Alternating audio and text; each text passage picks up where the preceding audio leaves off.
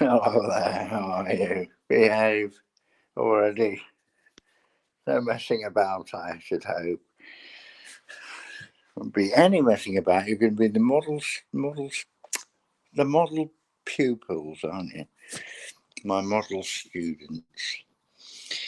Not going to be any messing, no fuss, no nonsense whatsoever. Everything's going to be totally above board. You're not going to throw things at the teacher. No spitting on the floor. Anything like that. No misbehaviour whatsoever. No turning blue, green, turquoise. No fuchsia tongues hanging out behind teachers' back. Because I'm getting wing mirrors fitted.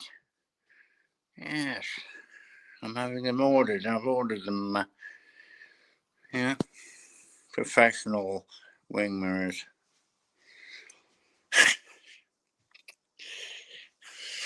Anyway, I'm winging it tonight. Going totally insane, of course. This is what we do here.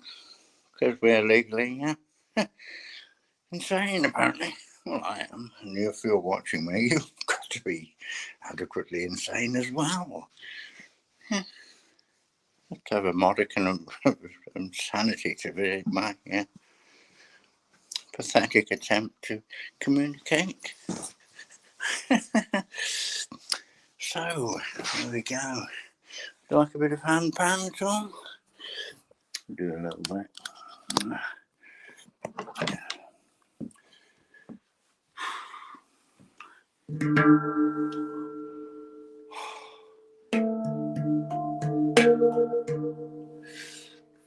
Start again.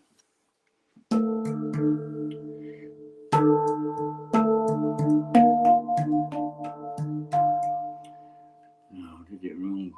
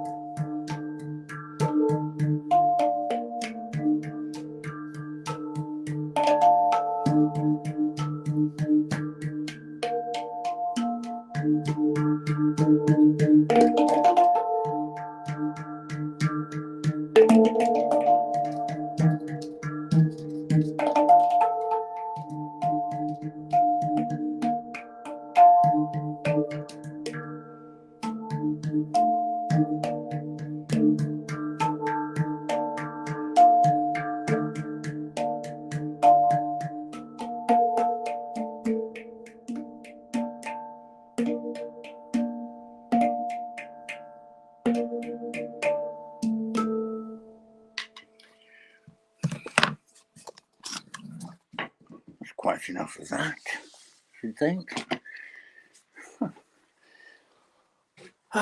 Looks like I'm going to be talking to myself all night. The Shuka's not turned up for school. Ridiculous. Turned up and then just ran out of the classroom. Shuka, you're in detention next time I see you. Next time I spot you, you'll be in detention. So messy. I don't take nonsense. I don't take insolence or rudeness from my students. Why isn't the classroom packed out with my students? The bell rang half an hour ago.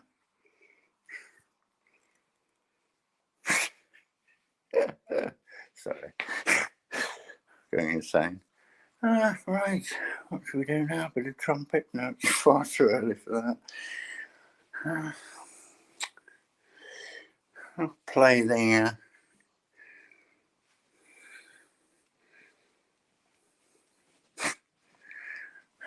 kangaroo flute, if you like.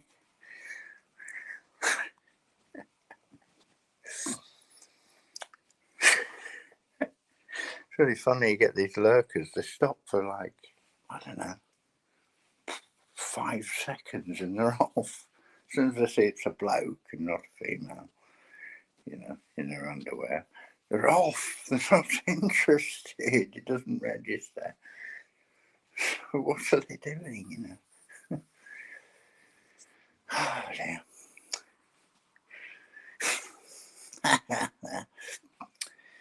Yes, I'm really female. I'm identifying as female. I'm identifying this evening as a female in her underwear. So if you'd like to join me in the bedroom, you're welcome. Let's get to bed. It's a lovely job. Just get comfy. It's lovely, isn't it?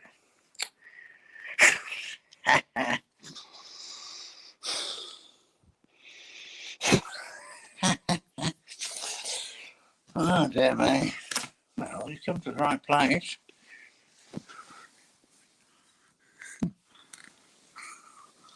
I identify as a two-stroke lawnmower on occasion, but not this evening. There's no lawn in here. Do you think I'm stupid?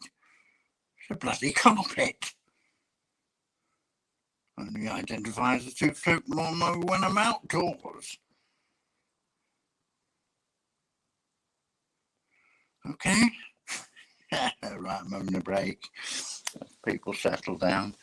Got a bit of a flavour of what I do anyway.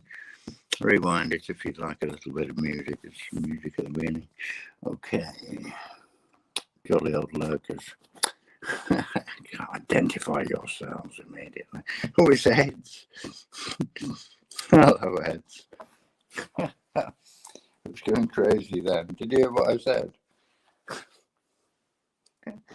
I said I've decided, I was looking at the lurkers. You know, when you get lurkers and they stop for like 3 or 5 seconds, it's ridiculous. So I was just having a joke. And I said, oh, you know, lurkers, you know, oh, I can't remember what I said. You'll have to rewind it. It's pretty funny. Oh, I was saying how when they see Lovewavesdriftingforever and all that, a lot of people think it's going to be a female, preferably in her underwear if she's male. You know what I mean? Reclining on the bed. And when they see it's a bloke, it's a man. So anyway, I said, well, actually this evening I am actually identifying as a female in her underwear. So if you'd like to join me in the bedroom, you're welcome, or something like that. I don't know what they made of it. We'll never know. Who cares? Oh, dear.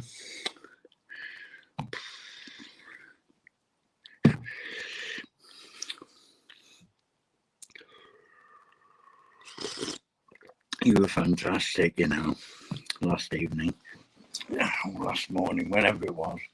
It's absolutely wonderful. I was listening to you during the one review again. Yeah. Always makes me cry that I've got to practice singing really sad songs without blabbing.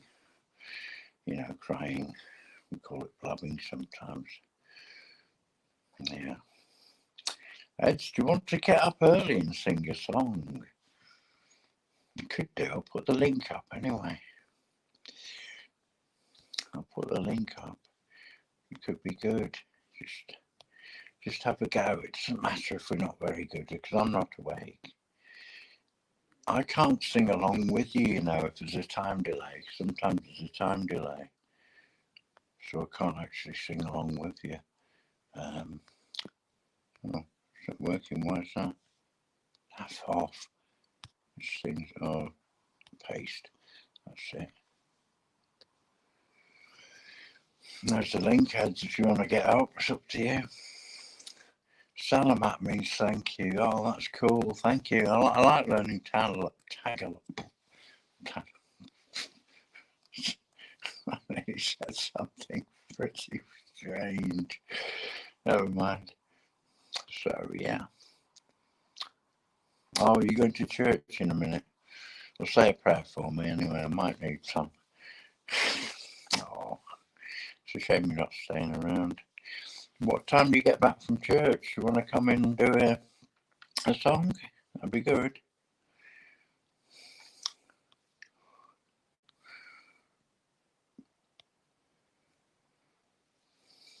Do you fancy doing a song? Oh, no, but later on. Can you join us later on?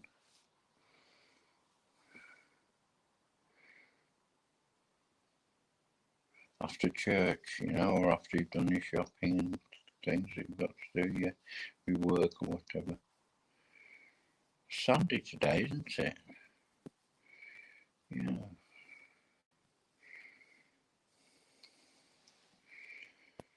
I'm not actually a Christian, but I believe in God. I believe there's a church. Everything's a church, really. The planet's a big church. If people pray, they can all be together. And I do pray. I pray to the universe and the Creator, whatever that is. You know, because I can't work out Bibles, and people argue about religion all the time. It gets on my nerves. I don't like people who argue about religion. I've got lots of Christian friends, and, you know, they're all right with me because they've got used to how, you know, I perceive things, you know. And it's not that I'm any better than anyone else's belief. It's just that I've got my own belief in that. Oh, well, Elaine says she's mentioned me in the post. I've just got a message through, so that's kind. It's really kind. I do go a bit naughty on here, though. I'm sorry if I upset anyone's, I don't know, because I do swear myself sometimes. Oh, morning, Elaine. I just got a message from you from YouTube, notification saying you've mentioned me or something. I'll have a look at that later. Thank you, that's kind of you. And nice of you to share my channel out. Crazy stuff that it is. But Christians have got a good sense of humour, haven't they? You know what I mean? You've got to have. And we're all sinners anyway, so, you know. Jesus didn't come for the goody two-shoes. He came for the sinners like me, apparently. So, you know.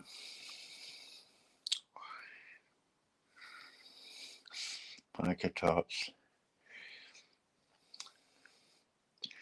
I'm not missing anyone out.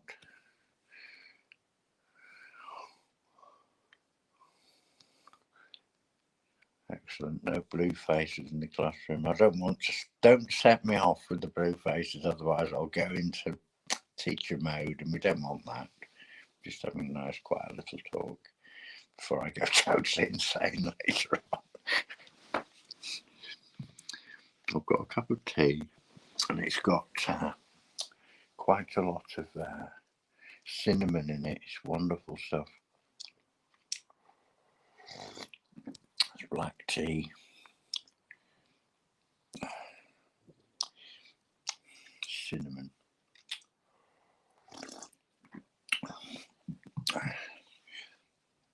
Oh, thank you, bruv. I'll give you a virtual hug back. Yeah. A slap on the back. Virtual slap on the back. Hi, Ellen. George. How are you? You okay? You behaving yourself? I should hope so too. Don't set me off. I know what you're like with your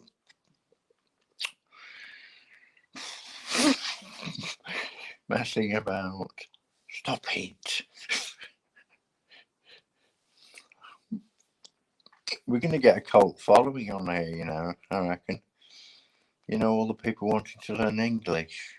This is the place to be, because we do poetry, we do bits of music for relaxation and, you know, rest and stuff like that. And, you know, meditation and all of that. Yeah, cool. Everyone's good. Pink hands, they're allowed. No messing about. Let's be sensible for a little while. Don't spoil it. Yeah, I'm okay. I'm quite good. I had loads of sleep today, so I'm not tired at all. That's why I've come on earlier, because I was awake and I thought, I'm missing my friends, see if they're about. And here a few of you are, which is good. And you're not working on a Sunday, are you? But you might be going to church and things, which is fine, if that's what you want to do.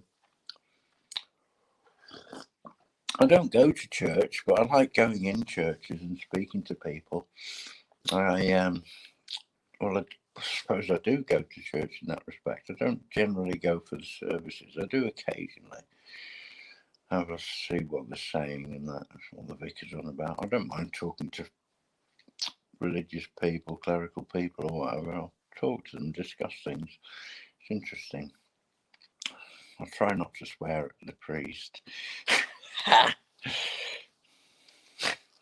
Vicar or whatever.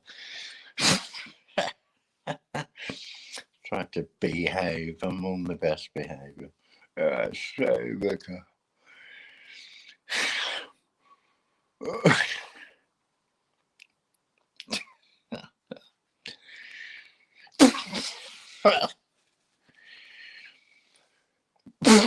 I can't even look at myself sometimes. I pull such stupid faces. I make myself laugh, which I suppose is good. Because if I'm laughing, then somebody else might laugh. Just a bit. And a lot of people look at it like this.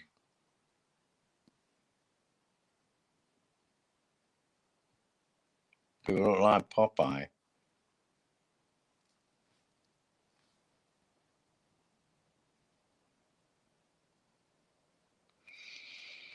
I don't like Popeye. I can't stand him. Horrible cartoon. You've probably heard of it. It's an old one who's nasty to his wife. Didn't like it. Stop it. I'm not putting that on the screen even. Face blue indeed. Get out.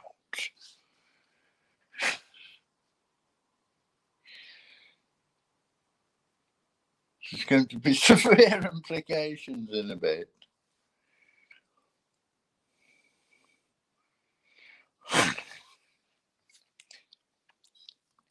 I could manifest total evilness very shortly. You go completely berserk. Teach you hopping mad and totally berserk. What could go wrong? Quite a lot. I could end up throttling the lot of you.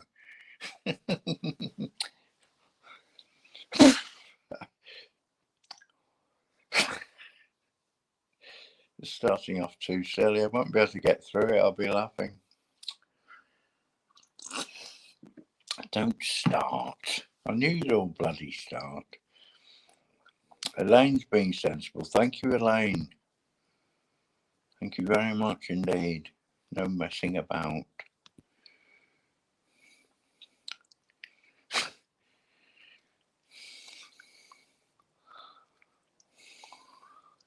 Just checking nobody else has gone blue except for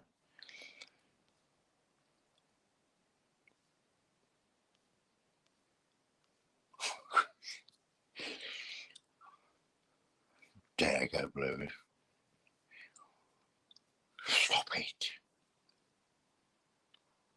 That's more like it. Elaine's a very sensible girl. I recommend you take a leaf out of Elaine's book. She's a very sensible person. Absolutely no messing about with her. Straightforward. Never turns blue, green, turquoise. Doesn't stick the turquoise tongue out or anything like that. Doesn't fidget. Oh, sorry, I told her off the other day for fidgeting, actually. Elaine, stop it. Yes, I've told you off a few times. You probably weren't doing anything. I probably got the name wrong. Teacher gets things wrong. He doesn't like to admit it, but he gets loads of stuff wrong all the time. That's a quiet little word for him. When I go into teacher mode, teacher can go wrong, incredibly enough.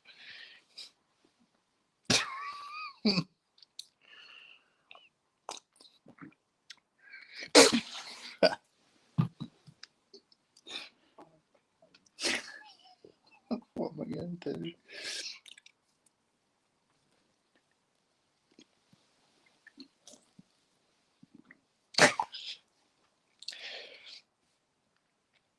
I might have to shut the screen down because I'm going too mad. I can't stop laughing today.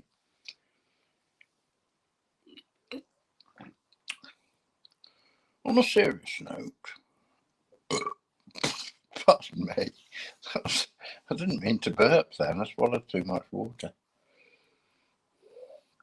That's why I sip it slowly so I'm not belching all over the place. Horrible habit, isn't it? All the time. It's not good. It's not how to behave.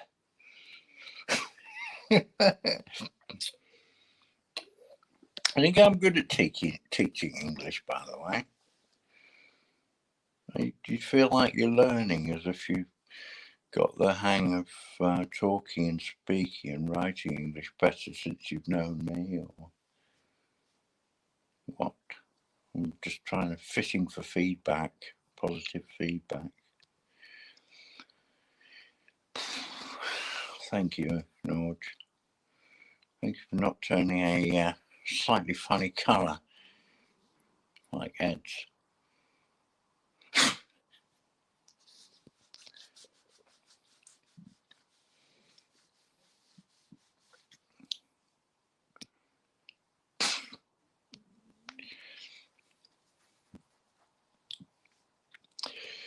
Hi, meditation sounds. Since you were in here, I'll play a bit of hand pans. I think you enjoyed that last time, didn't you? I'm getting a bit better on them because I'm gradually recovering. I had a nasty bout of insomnia that lasted for like 6, 7 or 8 days. I can't remember.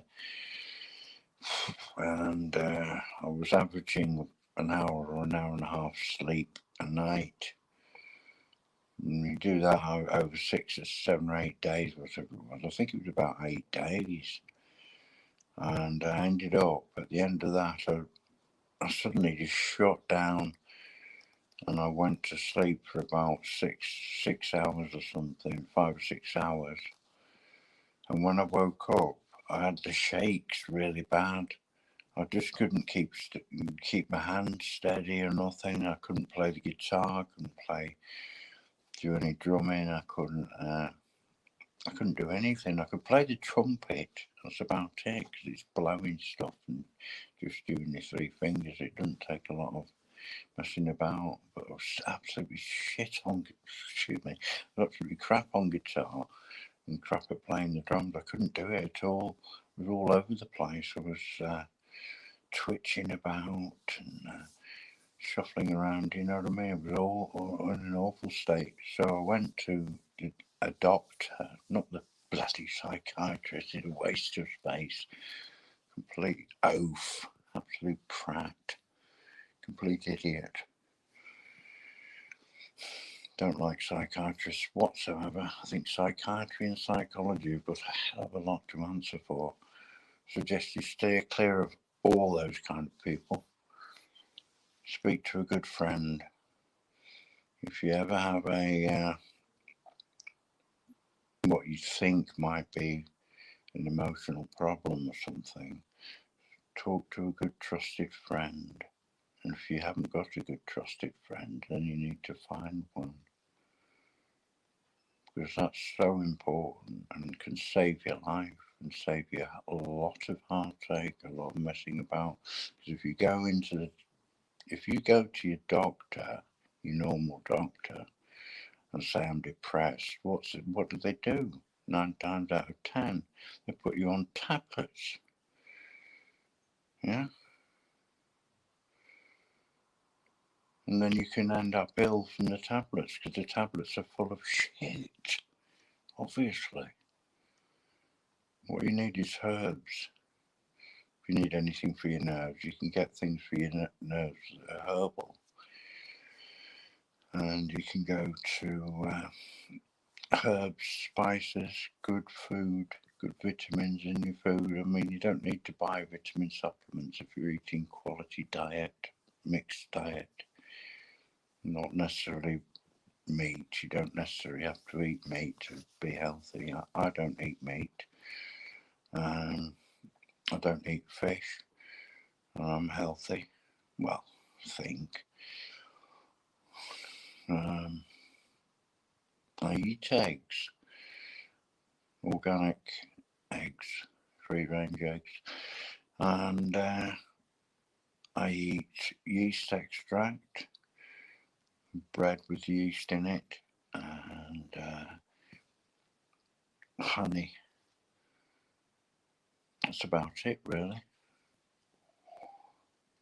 And everything else, vegetables. Veg, fruit, beans and pulses, you know. I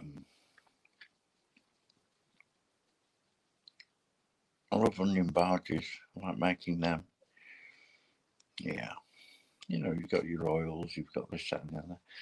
Loads of spices and stuff like that. It's wonderful. That's what keeps you healthy.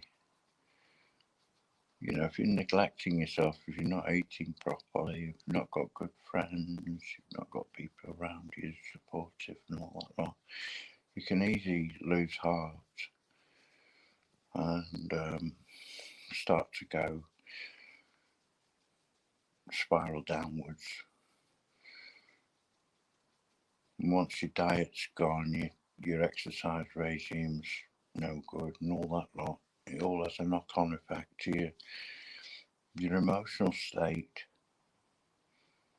So the last thing you want to do is go to some psychiatrist, unless you're totally insane, you know, wandering around with a knife or something. That's ridiculous, isn't it? And wanting to kill people and all that kind of thing.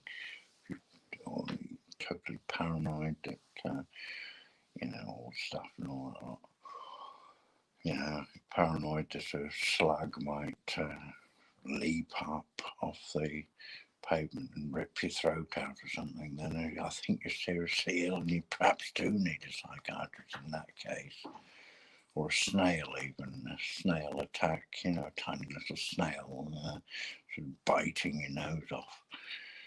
If you think that's going to happen, then you could need some attention from a psychiatrist. But, you know, other than that, go and see a trick cyclist, learn how to cycle. That's another name for a psychiatrist, a trick cyclist. You going to the trick cyclist? Yes, I'm off to the psychiatrist now. Are you going to go into the doctor's insulting room?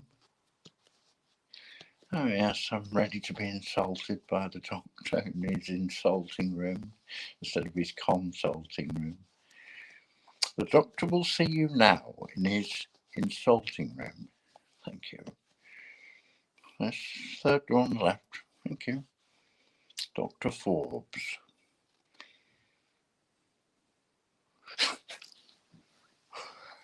Do you like that little story?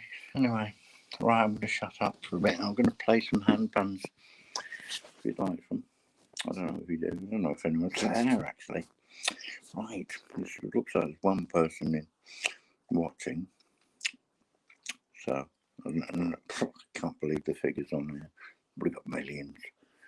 Yeah, no doubt. What are we doing now? Right, I've just about got enough battery for a couple of minutes.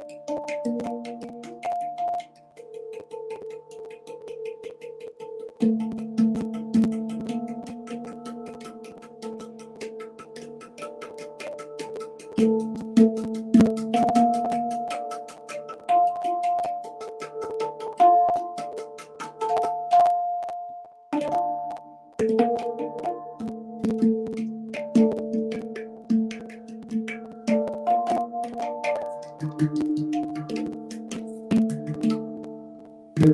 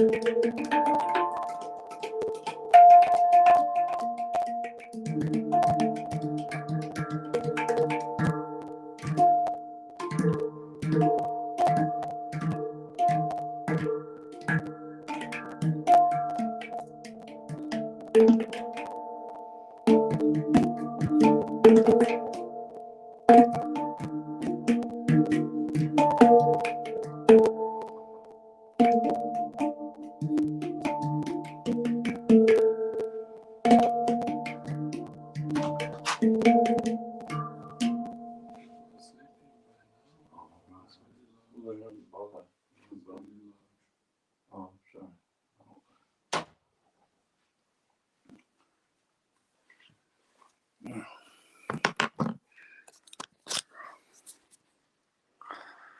A bit loud, so they say. Deaf as a post next door. Nobody's ever complained before. Just happens to be on the landing and I'm ready to go. I don't know.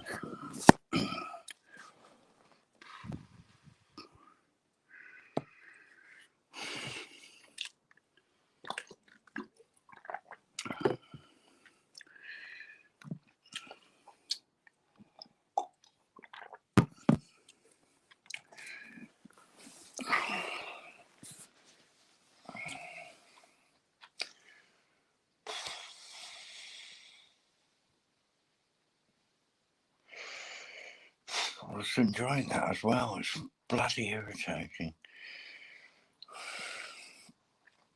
Starting to get into it. Could have developed into something, you know what I mean? You could sort of, you know.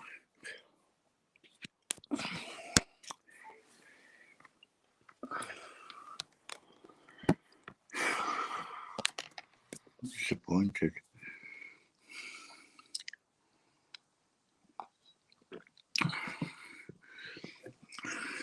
I was playing well louder than that the other night. I never got a peep out of anyone. No one was bothered.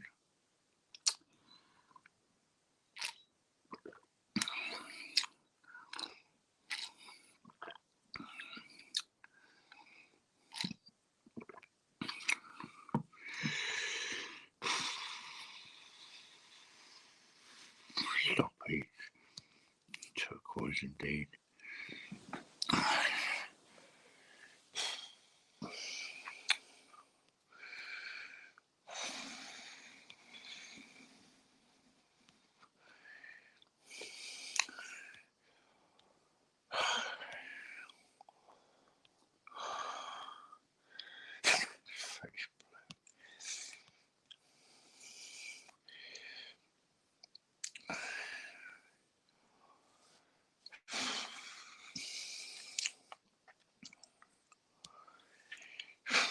Face turquoise. I don't know. Eds, I thought you were going to church, Eds.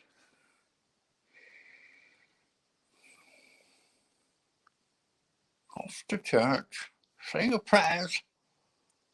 Goodness knows me. Goodness knows you do need to say them, don't you? Hey? Get on with it. Get to church immediately.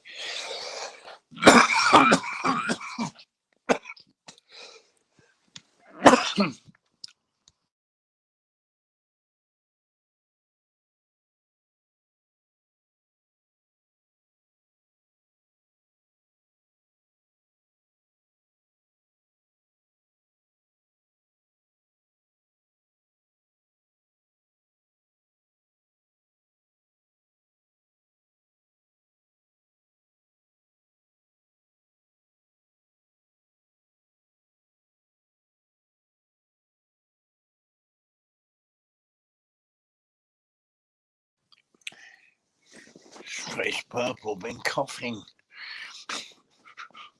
Teacher's got purple face. Look, there's teacher with the purple face.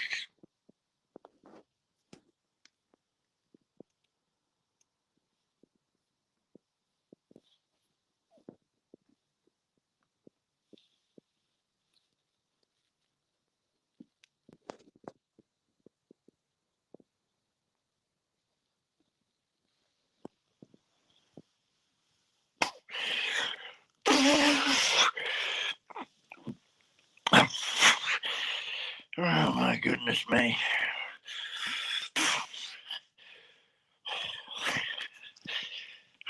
Help. Oh, I did have a serious bad cough then. I had to turn the mic off.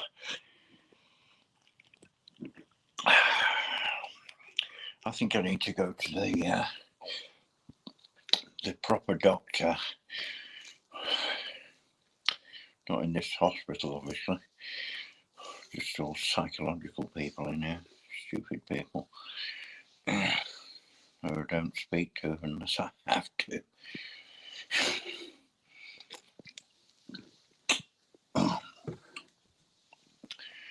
So yeah, I'll go to a proper doctor and get some proper antibiotics again. I've had 3 lots of antibiotics since I gave up smoking, and I think I need another lot because I think it's a slight infection. So yeah,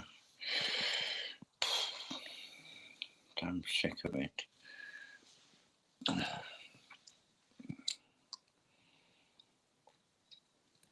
All I could do is play some guitar, couldn't I? Because I haven't played any guitar for days. About 3 days since I even picked it up, and that was only for a few minutes.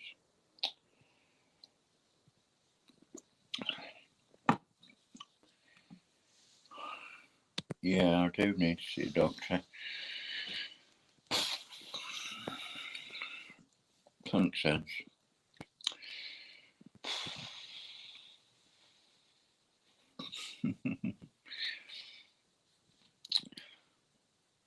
You know, you say you're dressing up to go to church. Well, imagine if church was on the 31st of October. It'd be Halloween, wouldn't it? What would you dress up as then?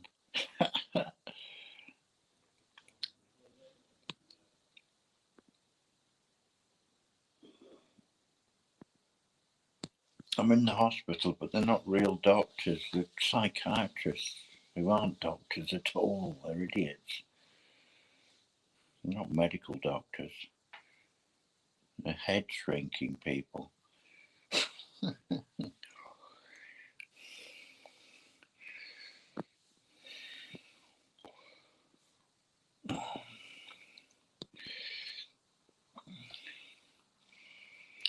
Well, I'm in a hospital, but there's no medical doctors here that will look after you properly. You can't always believe doctors' advice anyway. Witnessed a certain procedure that loads of people have been rolling their sleeves up for, which is very, very dangerous. Don't go anywhere near that muck. I haven't had any of it. Don't intend to, neither. And I'm the only one who's not been ill, except for my one sister out of my family. All the rest of the family have had it. I've got 5 brothers and sisters. And all my nephews and nieces and all that lot, nearly all of them have had it as well. It's shit, and they've all been ill. I've not been ill, my sister's not been ill, and we're the ones who've not taken the procedure, the sleeve rolling up job with the needles and that. Not had any of that crap. We don't want it, because it's not good. Something wrong with it, seriously wrong with it. A lot of people are very, very ill. A hell of a lot of people are very, very ill. Might be a bit difficult to get that information, but it's out there. You won't hear about it on television because they're all telling lies to everybody. That's what they do. what televisions are for. To distract you and amuse you and keep you in fear, keep you scared of everything.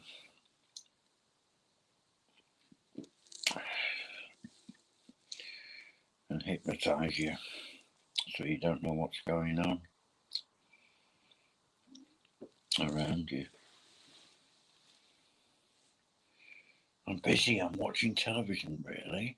So you're busy, you're too busy to talk to your friends and your family. Excuse me, I'm watching that. I'm watching television. Oh really, I'm living my life, if you don't mind. I'm crossing the living room and you're being rude to me just because I've entered the room. I'm watching television, I'm trying to concentrate. Are you really? And what are you learning from the television? Anything at all? What can you remember from what you watched last night on TV? Anything of value? Anything relevant to your life? Or anybody else's in your vicinity? Probably not. So switch the thing off. Throw it out. You don't need a television. Got a mobile phone, haven't you? Got a computer. Go on YouTube and watch quality things. Real things. People really talking about real issues and what's really happening instead of the spin that the newspapers and mainstream media put on everything. It's ridiculous. It's disgusting.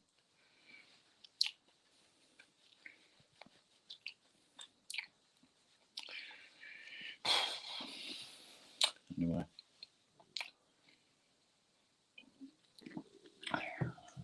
I wish it was not so, but it is. It's true what I'm saying. So, you know what I mean?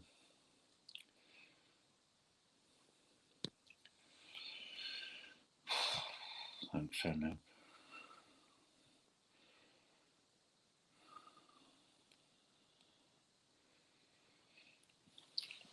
Anyway, shall I do a little bit of guitar? I don't know. I don't know what to do now. I wish somebody'd come up. I'll put the link up again.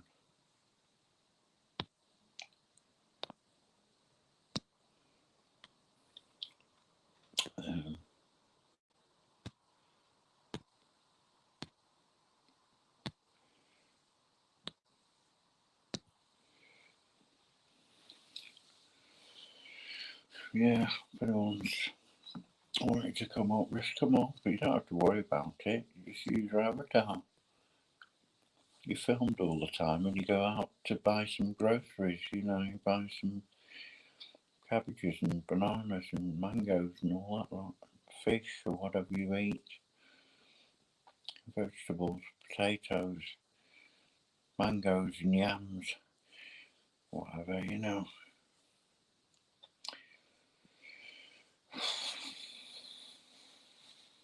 Beans, rice, lentils. You know, you go to the shop and you film, there's cameras everywhere, up and down the road, in the shop. So you need to be afraid of cameras. Oh, everyone's going to see what I look like, so what? They know anyway. And you can use an avatar so nobody knows what you look like anyway, really, if you just use a picture of I don't know, a rhinoceros or something.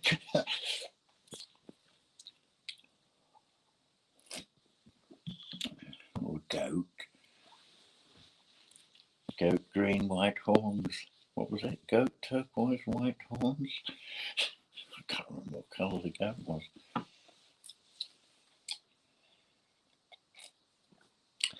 Goat, turquoise, horns, white, I think he said. Something like that. I think that was Nord. Stop it. Behave.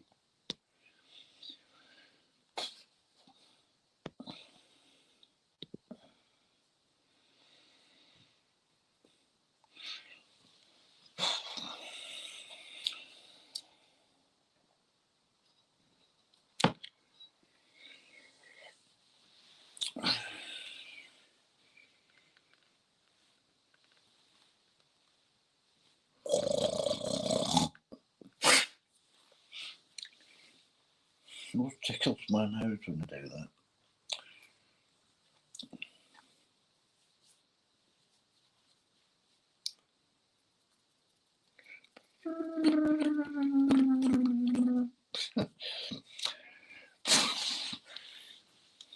Right, I think I'll read you some poetry, shall I?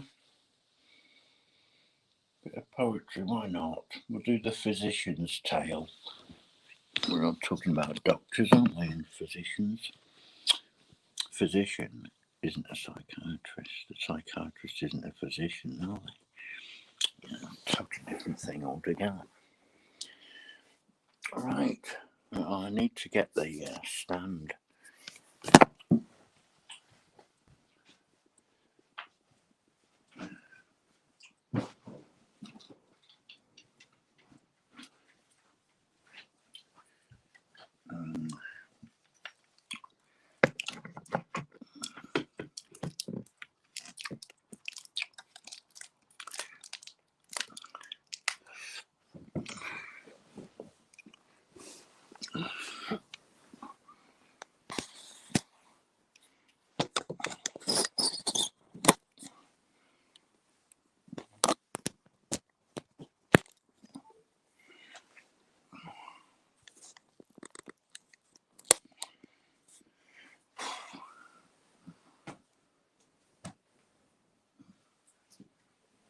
I quite like the Clerk's Tale, actually.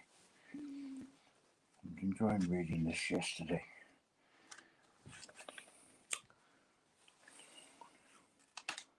Geoffrey Chaucer's The Canterbury Tales.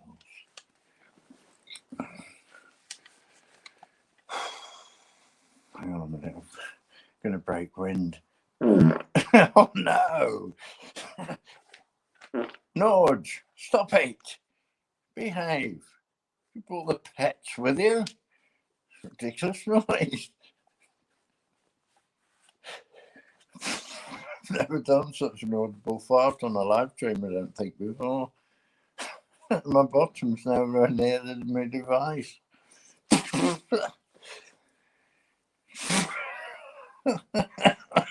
don't know whether you can hear that. Hopefully you didn't hear it too bad. Sounds really loud to me.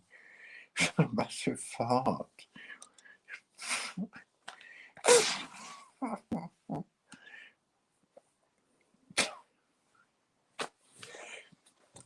Settle down. Class. Behave. Teacher farted. Okay, get over it. Teachers have bums with holes in them.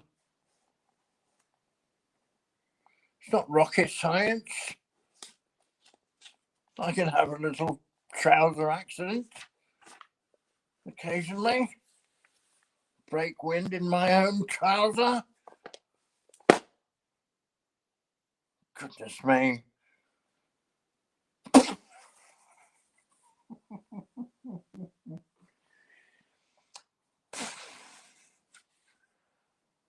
Buttocks blue, nostrils green.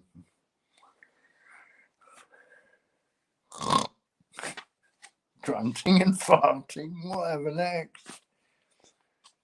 I need to launch into some poetry now to lighten the tone. Where are we? Oh, the Summoner's Tale, that's far too racy.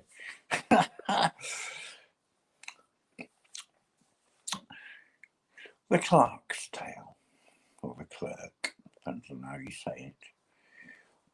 The Clerk's Tale. The Clerk's Prologue.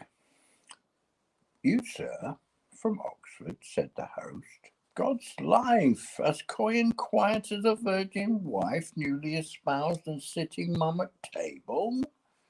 You haven't said a word since we left stable, studying, I suppose, on wisdom's wing. Say Solomon, there's a time for everything. For goodness sake, cheer up, show animation. This is no time for abstruse meditation.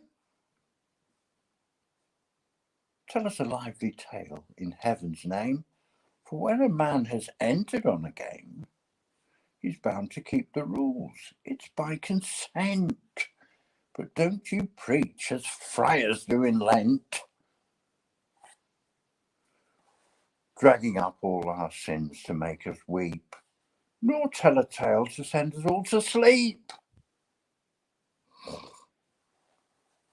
Let it be brisk adventure, stuff that nourishes, and not too much of your rhetorical flourishes. Keep the high style until occasion brings for use for it. Like when they write to kings. And for the present, put things plainly, pray, so we can follow all you have to say. This worthy cleric left the land of Nod and said benignly, Sir, I kiss the rod. Our company is under your control, and I am all obedience, heart and soul. That is, as far as reason will allow. I heard the story, I shall tell you now, in Padua, from a learned man. I'll start that verse again. I heard this. Right, I'm giving up. Does anyone like any of that? Because I need the feedback. There's no point reading poetry if you're all bored out of your minds by it. Is it any good? Does it sound good? It doesn't matter whether you can understand it all perfectly or not. But I think you're starting to get the gist of the stories, aren't you? A little bit. And it's good for your poetry. It's good. It gets the brain working.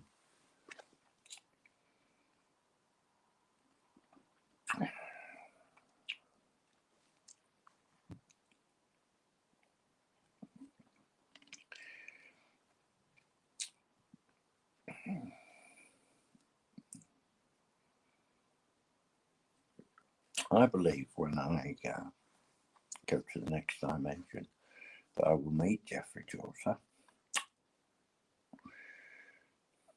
I don't want to meet Shakespeare. I'm not keen on him much. I don't mind. I might have a brief word with him. I'll say, hello, Shaky.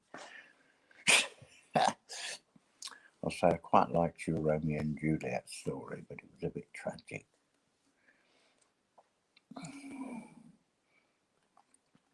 But to me, Geoffrey Chaucer is absolutely a million times better than Shakespeare any day of the week.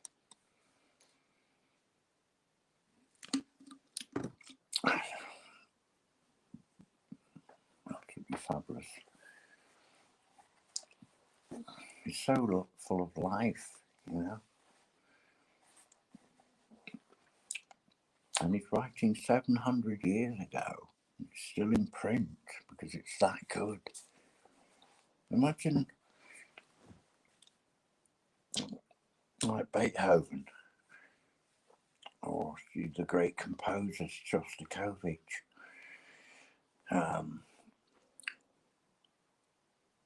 Brahms and Mozart.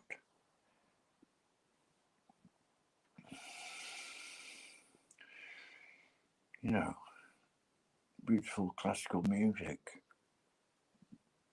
Purcell and Handel.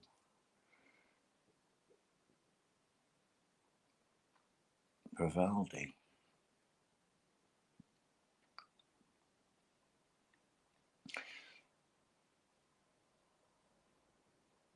Stravinsky. Chopin. These are all fantastic composers. I don't like everything they've done, but some of their tunes will go on forever because they're just fantastic.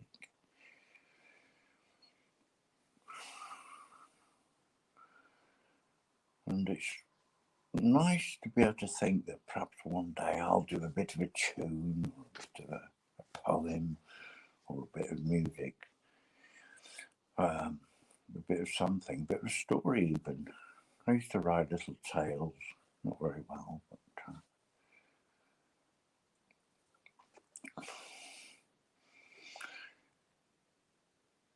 but would outlive me, you know. But I think the trouble is now is whether we're going to have a world left,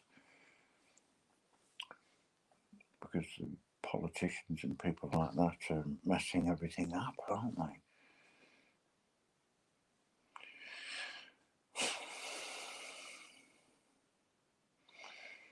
Too many greedy people in the world. Really fat, greedy ones, wanting everything and wanting all the power. If they shared the resources and money out a lot more, everyone could be safe and healthy and no wars. That's what we want. But they don't like to do that, do they?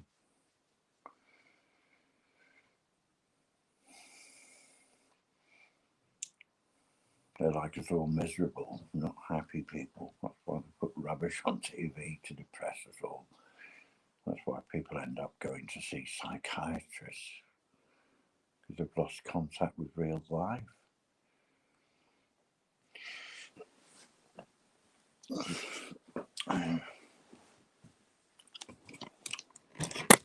Oops. Oh, what have I done? Done something weird. Done. Right, okay. Just have to take that stand off here.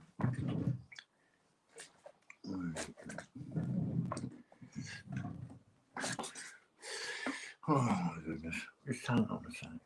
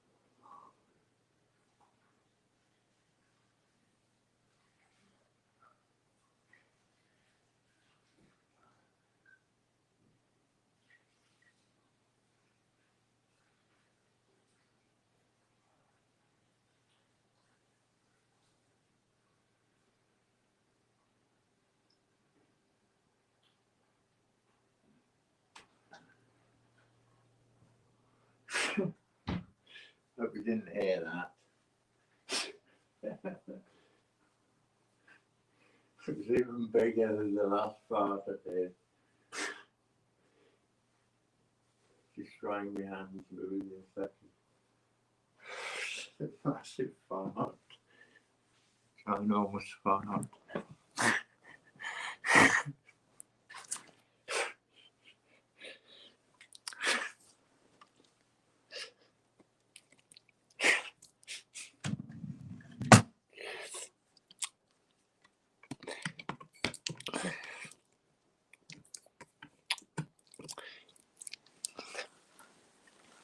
dear. Do you know what? I need to put my coat on or something. I'm cold. Shivering. Oh dear.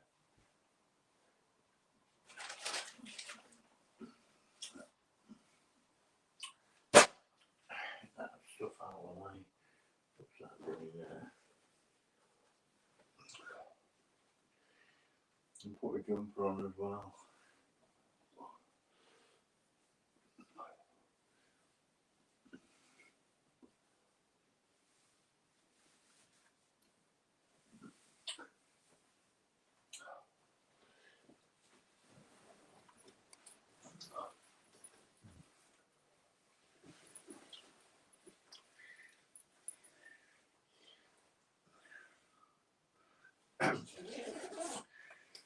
Right.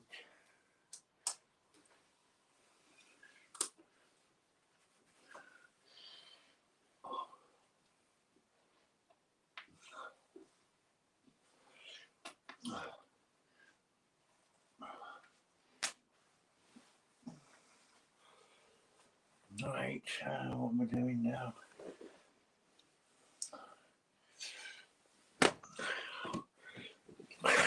Sorry about this.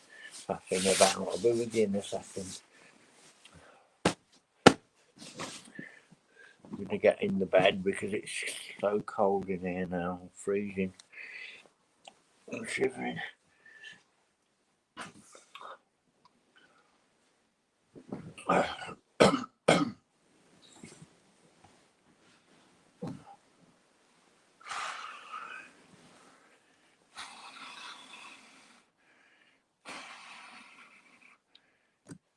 Okay, Ed. You have a nice time. Say a prayer for us all. For all of us, we all need prayers, don't we, to the universe? To creation itself. That's what I believe in, creation itself. If you don't believe in creation, you don't believe you're here, do you? Because things were created. They weren't just didn't arrive. They weren't just there already, because they had to come from somewhere.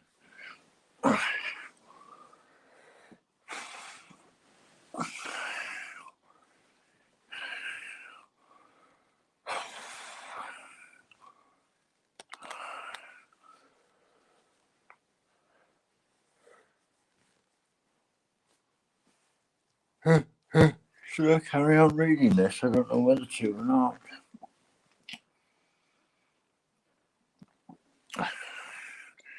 I could start it all again, couldn't I? What do you think? Excellent stuff. You ready?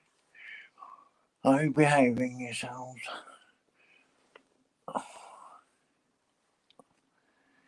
The Clerk's Tale. Or is it clerk?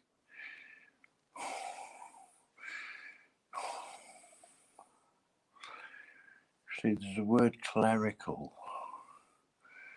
but they call them an office clerk, don't they? But some people say it's an office clerk. It's clerical work that are done by clerks, so it's a bit confusing. It kind of boggles my mind when I see it written down, because it's C-L-E-R-K, clerk. So we'll call it clerk. Yeah, why not? Right, The Clerk's Tale from Geoffrey Chaucer, an English poet writing in the 1300s. The Clerk's Prologue. You, sir, from Oxford, said the host. God's life, as coy and quiet as a virgin wife. Newly espoused and sitting mum at table, you haven't said a word since we last left stable. Studying, I suppose, on wisdom's wing, says Solomon. There's a time for everything. For goodness sake, cheer up, show animation. This is no time for abstruse meditation. See? Tell us a lively tale in heaven's name. For when a man has entered on a game, he's bound to keep the rules. It's by consent. But don't you preach as friars do in Lent, dragging up all our sins to make us weep, nor tell a tale to keep us, put us all to sleep. Let it be brisk adventure, stuff that nourishes, and not too much of your rhetorical flourishes. Keep the high style until occasion brings a use for it, like when they write to kings. And for the present put things plainly, pray, so we can follow all you have to say. This worthy cleric left the land of Nod and said benignly, Sir, I kiss the rod. Our company is under your control, and I am all obedience, heart and soul. That is, as far as reason will allow. I heard the story I shall tell you now in Padua, from a learned man now dead, of proven worth in all he did and said. Yes, he is dead, nailed up in his chest, and I pray God his spirit may have rest. Francis Petrarch, the poet laureate, they called him, whose sweet rhetoric of late illumined Italy with poesy, as Linnean did with his philosophy and law, and other special kinds of learning. Death that allows no lingering or returning, in, as it were, the twinkling of an eye, has slain them both, and we must also die. But to return to this distinguished man, from whom I learnt the tale as I began, let me say first he starts it by editing a preface in the highest style of writing. Here come to the body of his tale, describing Piedmont, the Saluzzo Vale, and the high Apennines that one may see bounding the lands of western Lombardy. And he is most particular to tell of Monteviso, where from a little well the river Po springs from its tiny source. Eastward it runs, increasing on its course towards the Emilian Way. Ferrara past, it reaches Venice and the sea at last, which is not only far too long to tell, but I think irrelevant as well, except to set the tale and engineer it a framework. This is it, if you will hear it. There, what do you think of that? That's the prologue out of the way. I'll do it again another day. I'm cold, it's freezing in here. I'm not reading it very well. A bit distracted, what's going on here? We dropped off the end. And the pets. Good morning, Nan. Don't say good morning to me, you ignorant swine. Get out of my classroom. Dare you not say good morning to teacher. Happy? Well, you won't be in a minute, mate. Be bloody miserable. Sort of thrash the daylights out of you. Off to the headmaster's office. For the punishment book and the cane, I shall cane you myself. Headmaster's getting a bit old for caning. I've got a little more vim in me than the headmaster.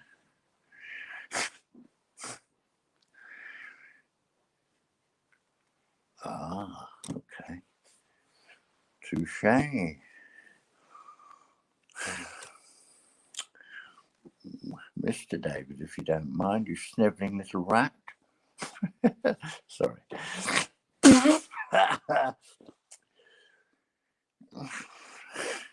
Don't start carping.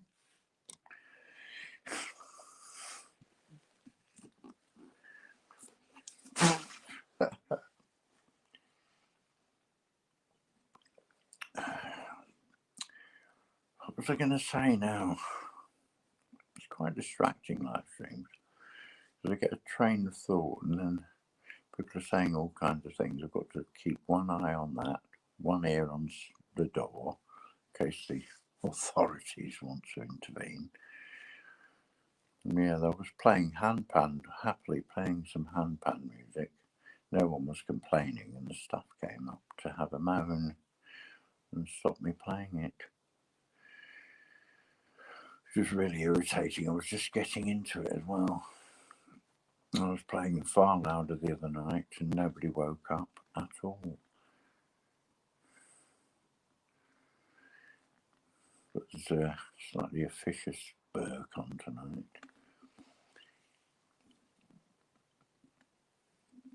Likes to lay down the law. We patients support each other. If somebody's shouting and bawling their mind out, because they're having a emotional crisis next door, I'm not going to complain, am I? If somebody wants to play the guitar really loud for a few minutes, if they were doing it all the time, I wouldn't like it. If they played it for a few minutes and woke me up, I wouldn't I wouldn't be upset. I just think of it as one of those things that happens occasionally.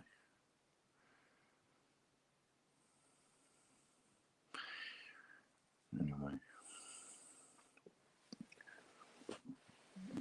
yeah, it did irritate me, that. So I've got one ear on the door, one eye on the text, one eye on what I'm reading. I've got all this trash up here to deal with as well. There's quite a lot of stuff going on. To synthesize it all into some cogent sense. It's quite difficult sometimes. If you follow me. It's good English though, isn't it? Good stuff. Cast not thou pearls before swine. It's a good biblical quote.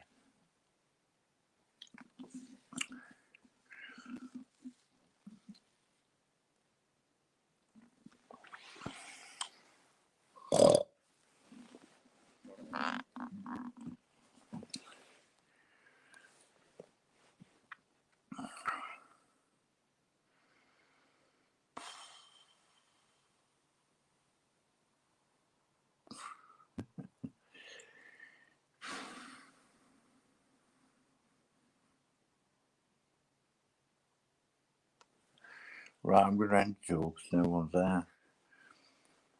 Because we all trotted off to church. I think the poetry did your heads in, didn't it? Mind you, I could just read it to myself and listen to it back because I enjoy the poetry. I want to test my reading skills out. Because one day I'll do I'm thinking of doing another channel just for poems and stuff like that. And forget all this trashing about with messing around and all that. Just do a totally different channel altogether and just do a poetry reading. I don't know. Doesn't have to be dead often. Once a month or something or whatever.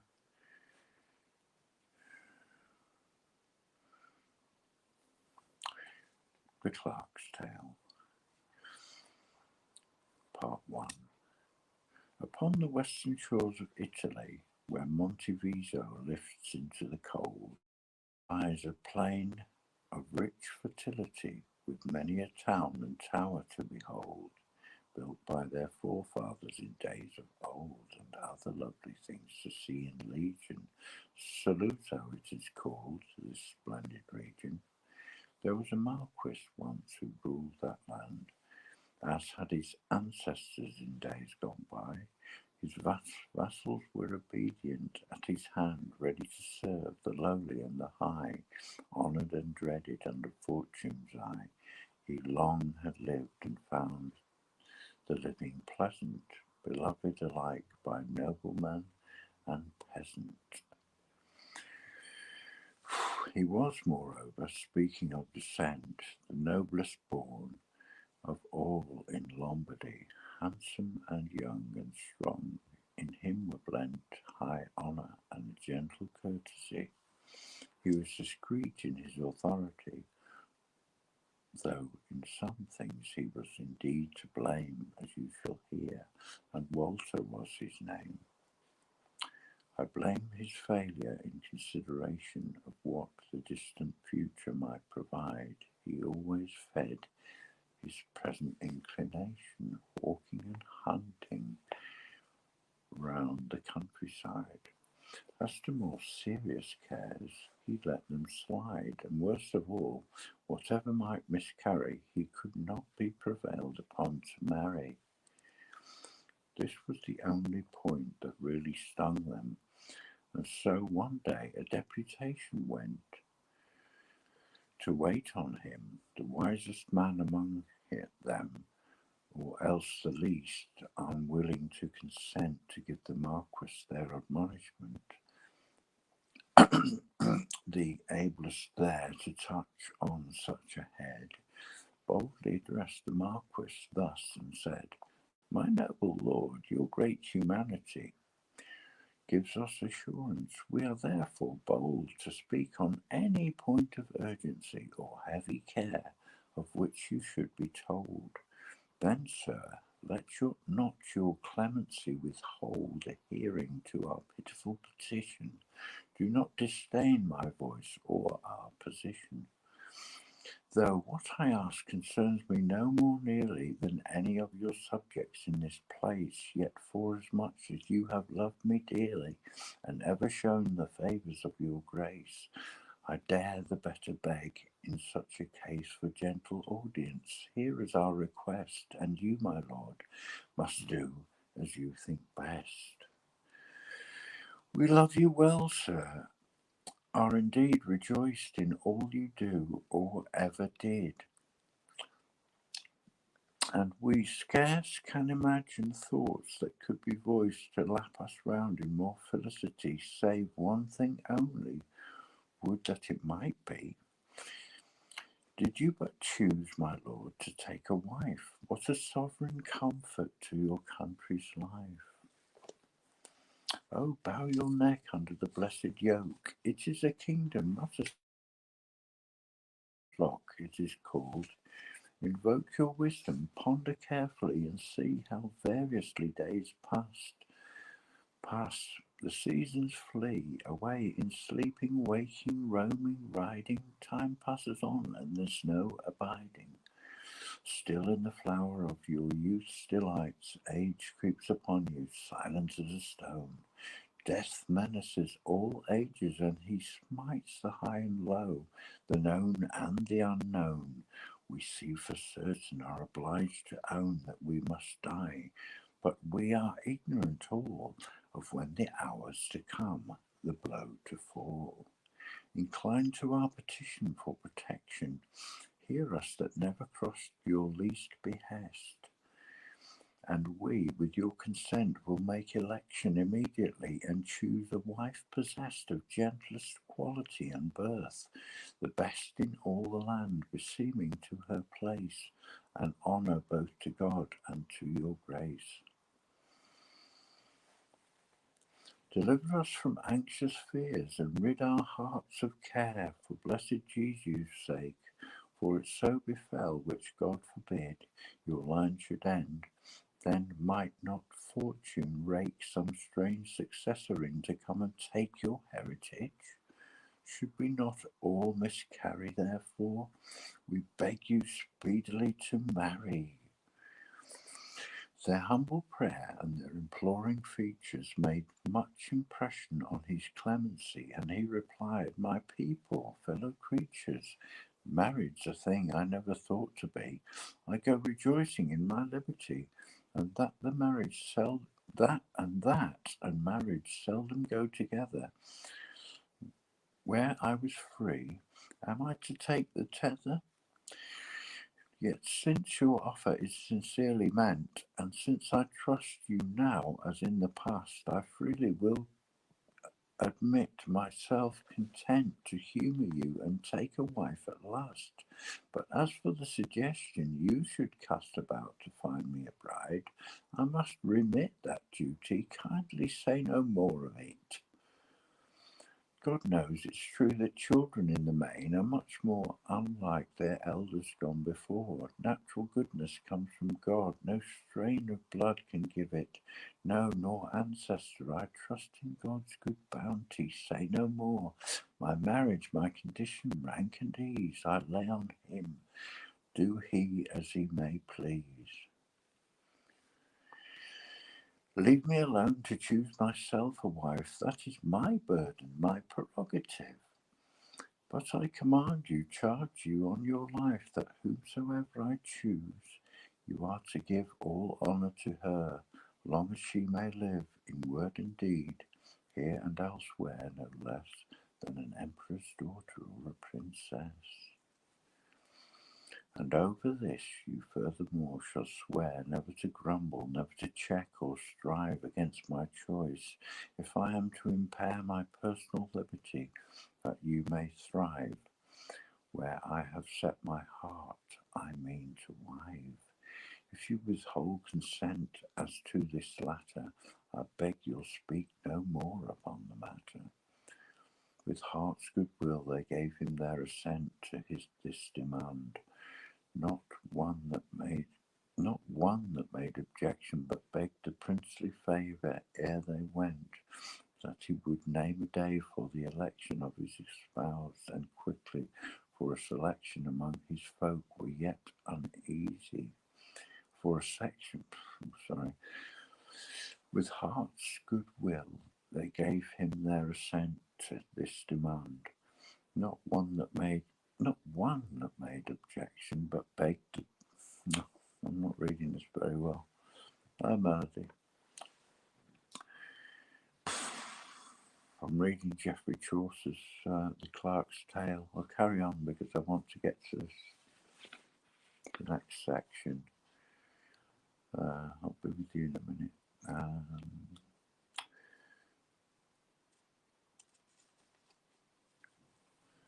Right, I'll rewind a bit so that you get the idea. What's happening is the people are petitioning the Marquis to take a wife because they're worried about the succession and they don't want to be ruled by an evil Marquis when the present Marquis dies. So they're coming to him with a petition to, that he take a wife. Right. Incline to our petition for protection. Hear us that never crossed you your least behest, and we, with your consent, will make election immediately, and choose a wife possessed of gentlest quality and birth, the best in all the land, beseeming to her place, and honour both to God and to your grace. Deliver us from anxious fears, and rid our hearts of care, for blessed Jesu's sake.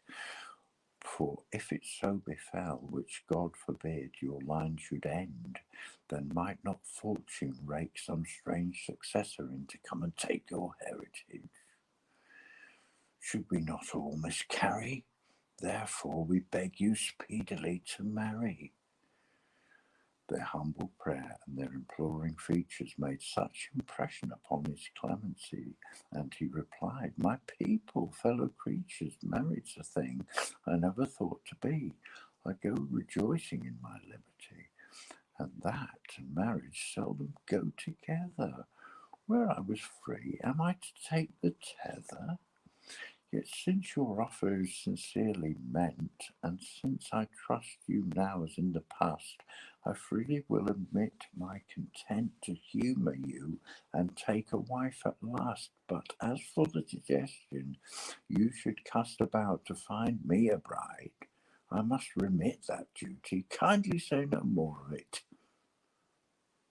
God knows it's true that children in the main are much alike their elders gone before. Natural goodness comes from God. No strain of blood can give it, nor no ancestor. I trust in God's good bounty, say no more. My marriage, my condition, rank and ease, I lay on him. Do he as he may please. Leave me alone to choose myself a wife. That is my burden, my prerogative. But I command you, charge you on your life, that whomsoever I choose, you are to give all honour to her, long as she may live, in word and deed, here or elsewhere, no less than to an emperor's daughter or a princess. And over this you furthermore shall swear never to grumble, never to check or strive against my choice, if I am to impair my personal liberty, that you may thrive where I have set my heart, I mean to wive. If you withhold consent upon this latter, I beg you speak no more upon the matter. With heart's good will they gave him their assent to this demand, not one that made objection, but begged the princely favour ere they went, that he would name the day for the election of his espousal, and quickly for a selection among his folk were yet uneasy, dreading the Marquis had no real thought of wedding. He granted them a day of their own choosing, when he would wed in sober certainty, and said he did so not to seem refusing their reasonable request, and reverently he gave obedience. Then they bent their knee. It's quite tricky poetry. Oh, bow your neck under that blessed. No, that's wrong. Sorry, I've skipped 2 pages.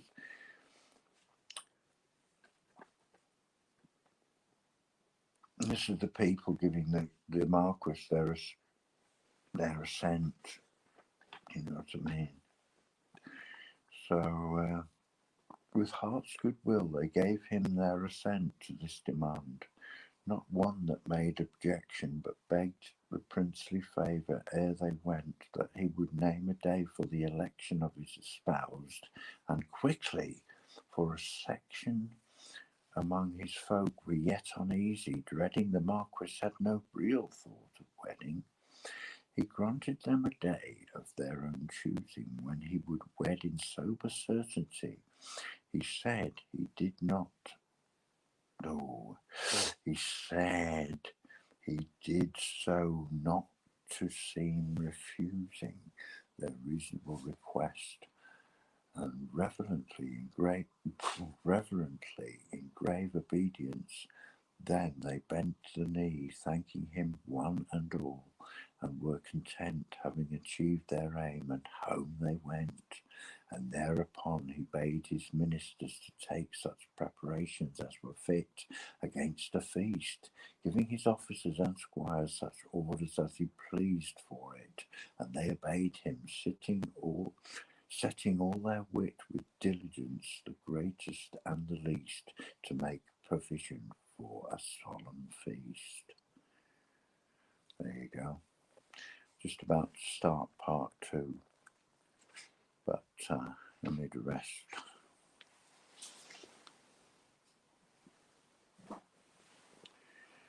What do you think of that? Anyone like it? No one ever comments on the poetry. Not much, anyway. Oh, Melody did. Has done, yeah.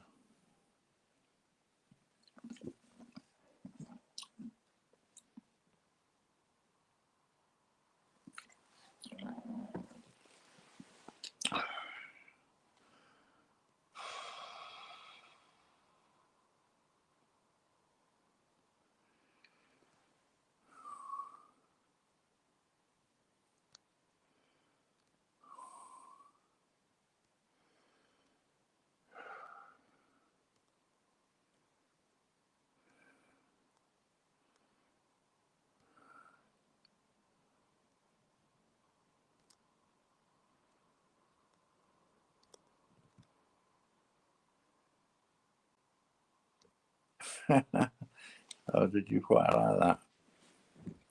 Well, hopefully. I mean, somebody told me once I was reading a book. It was a totally different book, of course. And it was just prose. You know, it wasn't poetry. It was a book about the H-bomb and all sorts of stuff. About DARPA, actually. I was reading that one night, and it was Leslie... what's her name? Oh dear. Leslie something or other. Said that I had a soothing voice and was a good reader or something along those lines. So hopefully, you know, that's true enough. Well, hopefully, I don't know.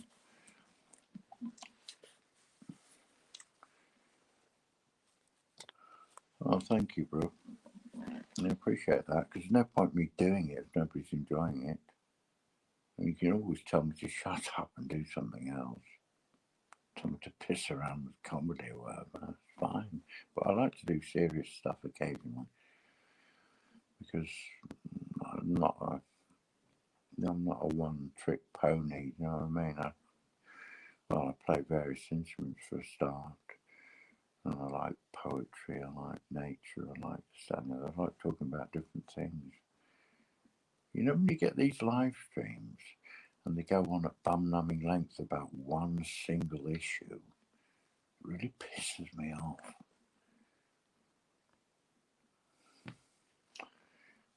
You know, or programs, you know, you get some stupid program that's just going on, thundering on about a single little aspect of a war or something somewhere.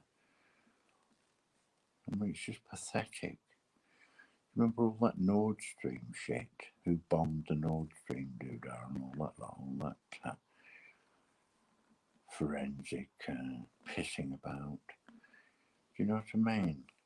Going into bum-numbing detail about who might have said what to whom and all that lot. As if we can do anything about it. Nothing we can do about it.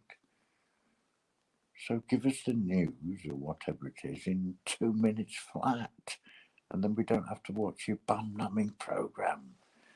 And waste our time and get our bums really numb from sitting there watching such pathetic drivel, which doesn't educate at all. It just boggles the mind.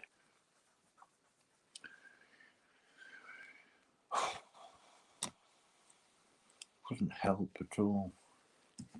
The bloody hindrance, just to keep the fear going in everyone, keep everyone fearful all the time.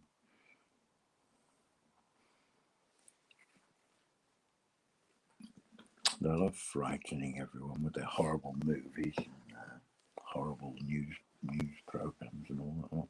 They love scaring the living daylights out of everyone. All the aliens are coming and all this bloody rubbish. Yeah, sure, you know.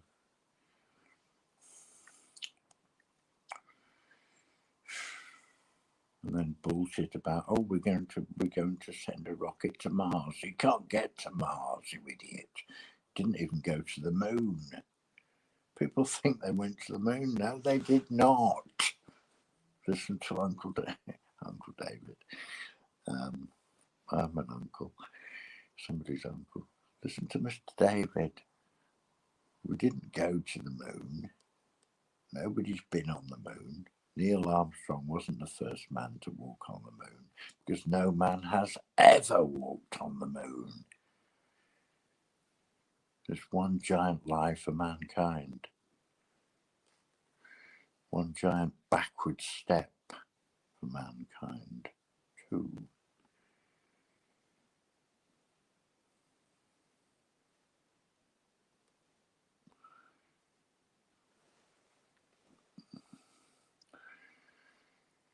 Yeah, you can't get through the Van Allen belt, can you?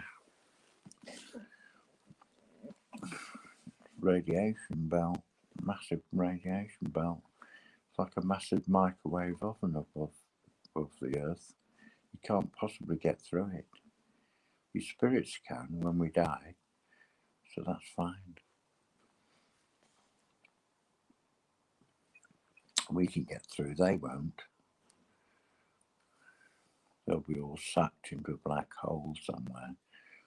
All the bad people, all the monsters go down the black hole, around the big cosmic toilet bowl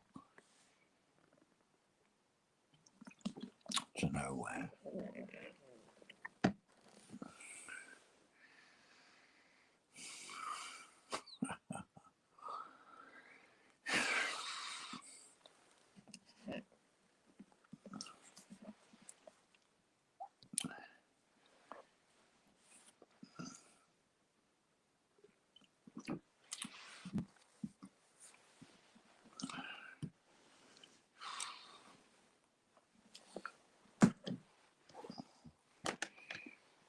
Oh dear.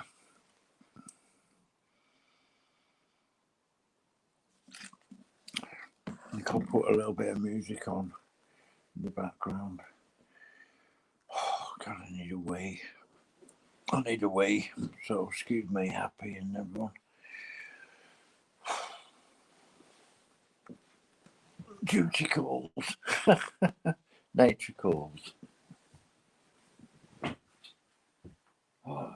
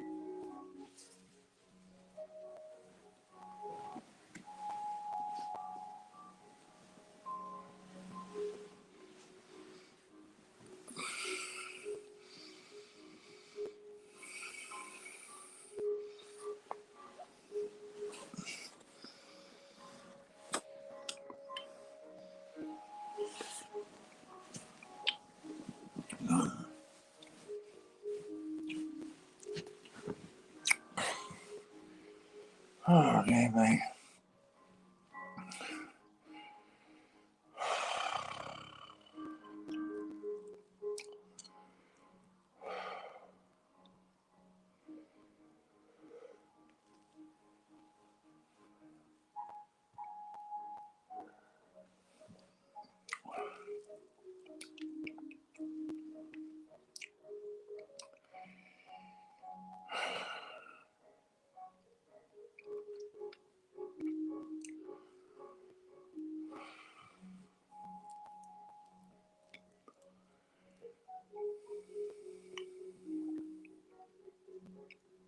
It's freezing cold in this room.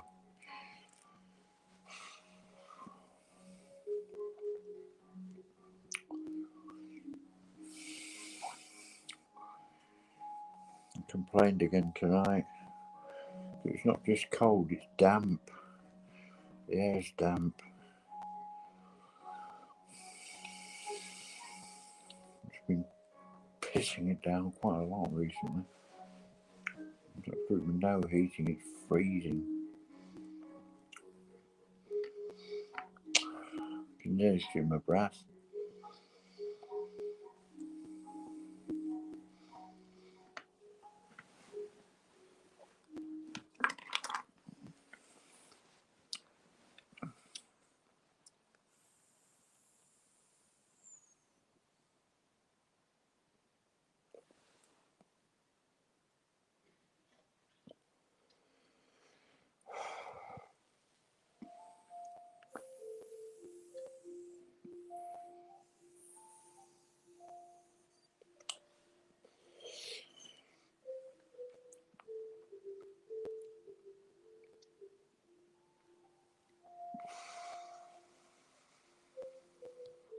Where are you off to, Joy? Happy?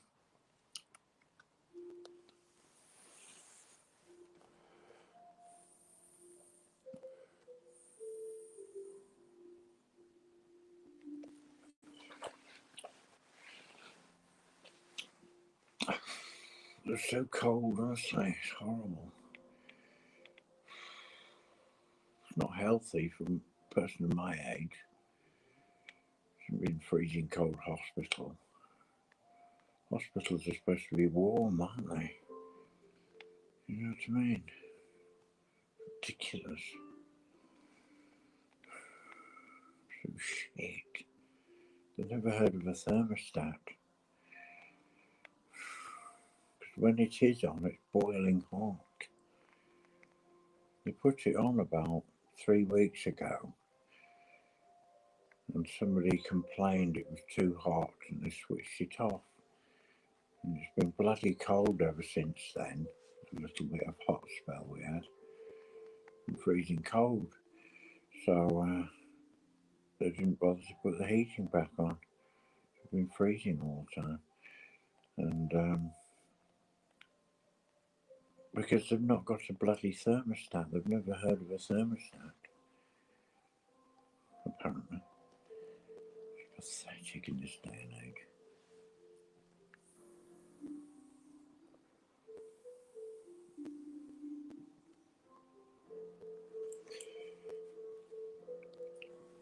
Morning to Shuka.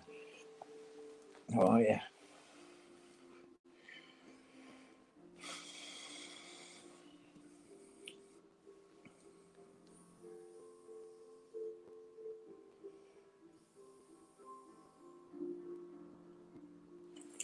What time it is?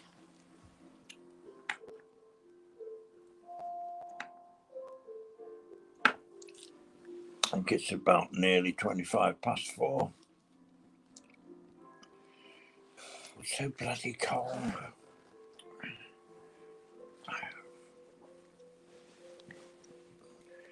Right.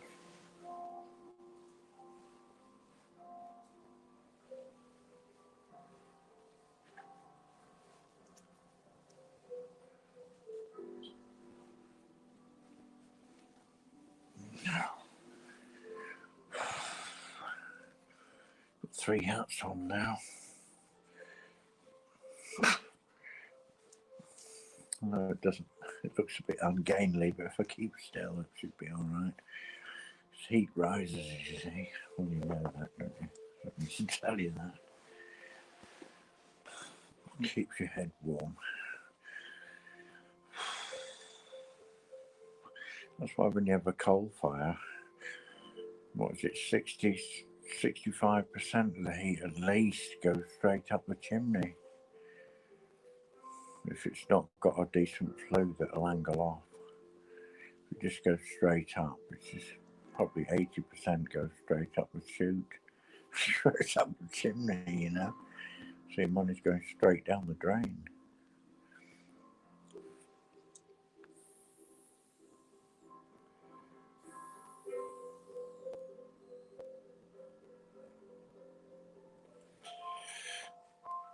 But if you build the flue, you know, flue's a chimney pipe that goes up to the chimney eventually, and build it round like that, so it moves about. It's a lot more efficient. And if you control it down below with the intake, control the intake of air, then you can slow the flame down. It doesn't always go whoomp, it all goes straight whoomp, straight up the chimney, you know. Yeah.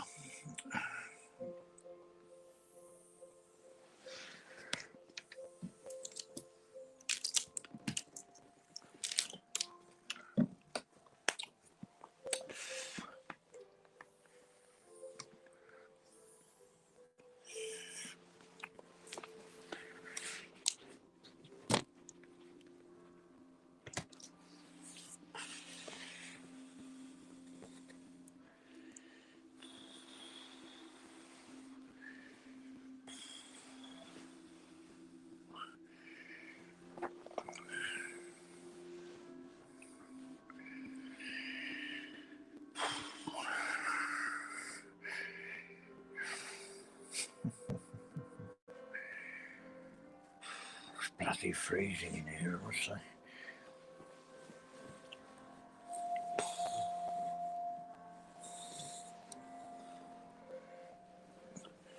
Thinking of buying another quilt, but as soon as I buy another quilt, it'll be Murphy's Law that they put the heating back on straight away, and it'll be bloody boiling hot then, because they haven't found out what a thermostat does for a heating system, apparently.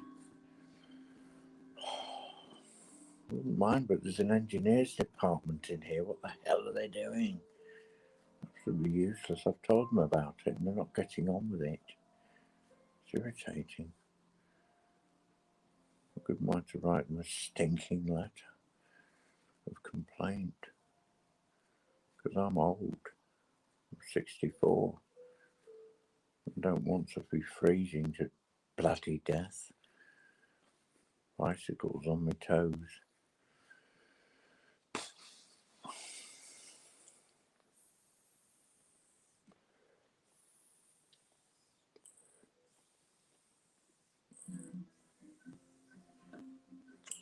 Definitely feel the cold more when we get older.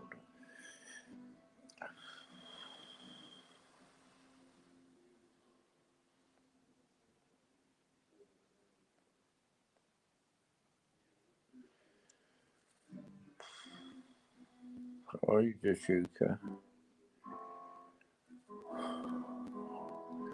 Not put the banner on, have I?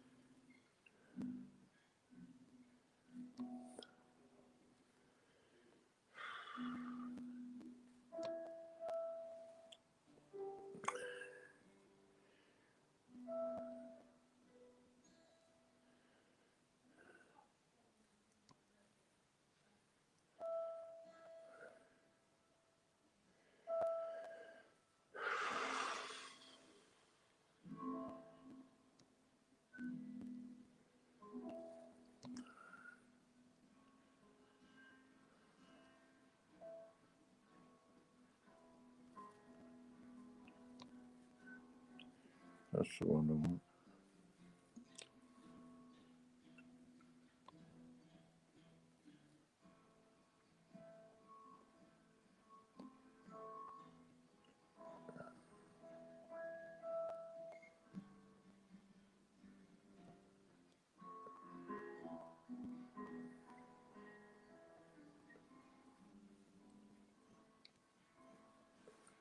We've changed colour.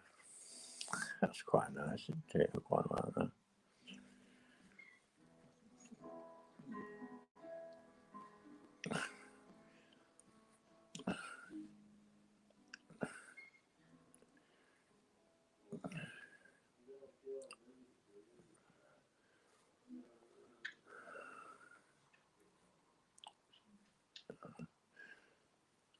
Sister's come to see us. Hello, sis.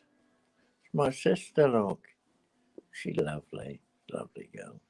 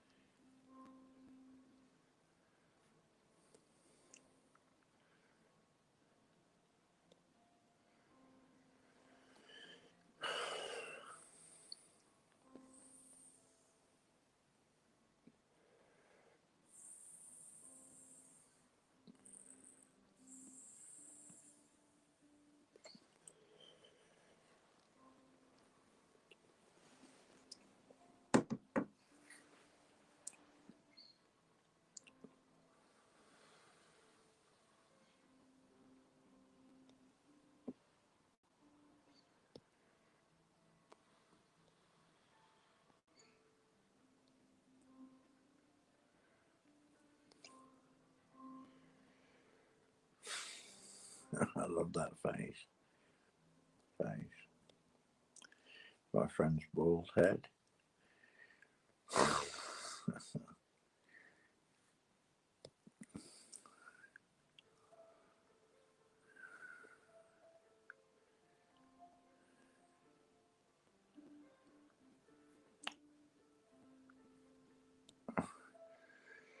What's this cat? Cat says no.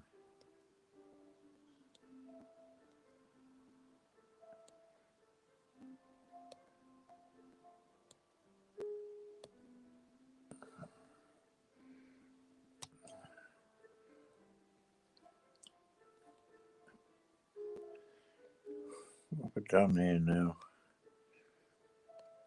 It's gone double in size. I didn't want it double in size. Oh, that's better. All right, sorry.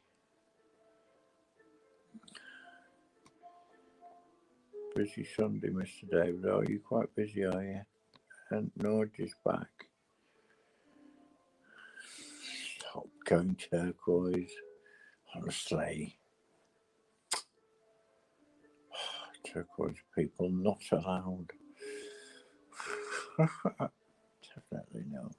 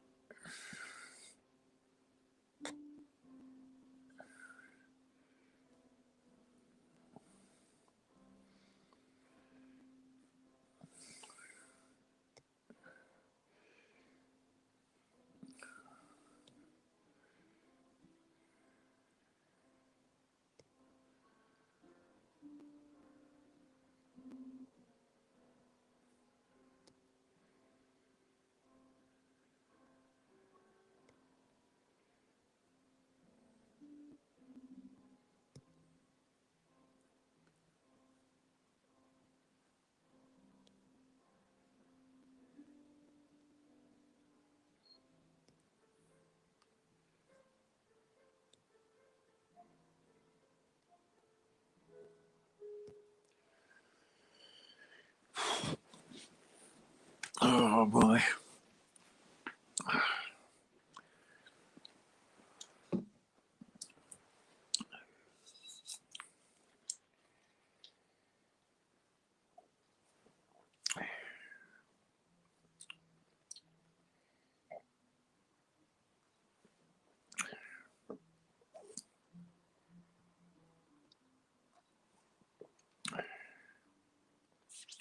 I think what I need to do is buy a pair of long johns. Or buy some pyjamas, tuck them in my socks, wear them under my trousers because it's bloody freezing. I don't normally wear pyjamas.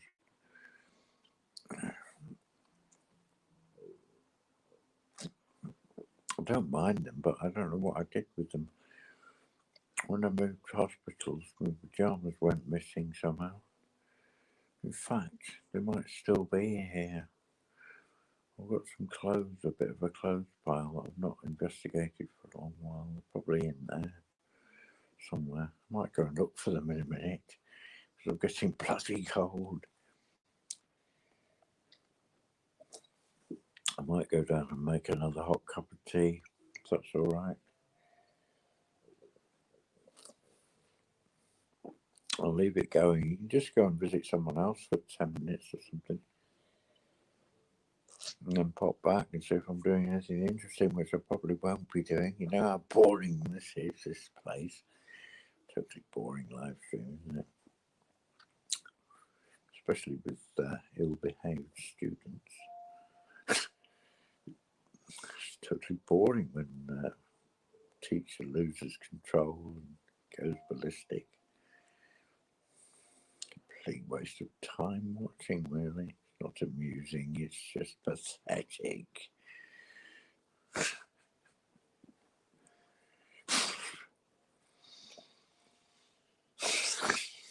And all those stupid faces that bird keeps pulling. This is a nice picture. That's my picture. Yeah, it's probably worth a lot of money. But I don't want to sell it. I bought it because I want to keep it, because I like it. I don't buy things for profit.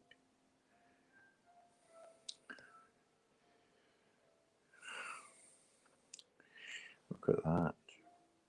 Great British Bulldog, that is. Or Great English Bulldog, I can't remember which one it is. Yeah. It's a massive dog, it's huge. Look at that bloke. You see his legs, see how big the dog is. It's a huge dog, it's a fantastic dog. It's dead gentle they are.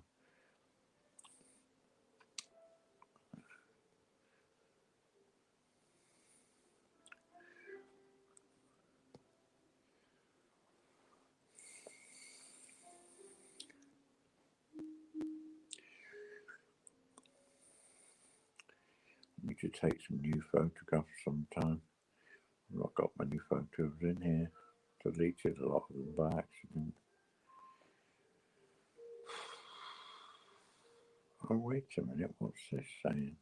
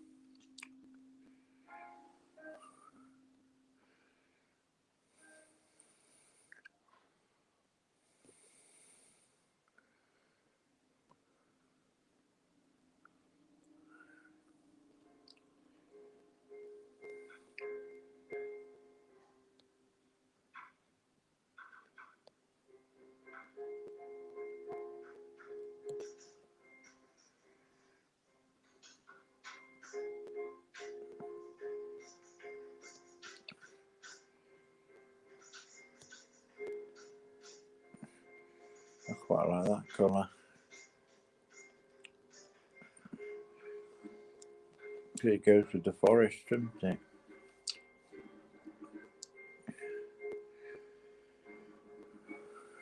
Don't know though.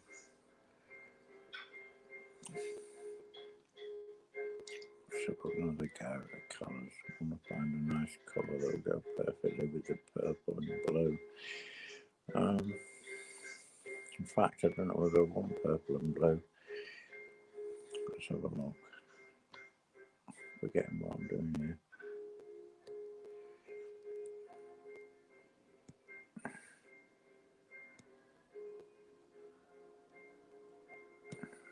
What's it doing here?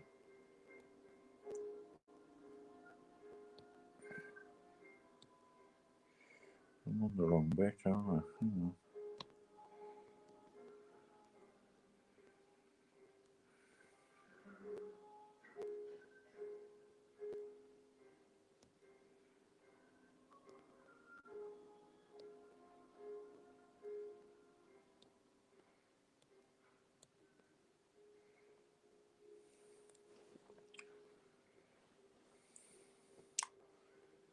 Quite like that. The blues. Because it goes with the room, doesn't it, in the background? Let's have a look. Why is it not moving? Boxes in. Alright, okay.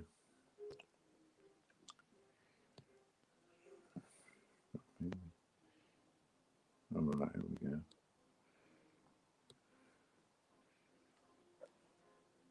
Oh, that's nice, isn't it?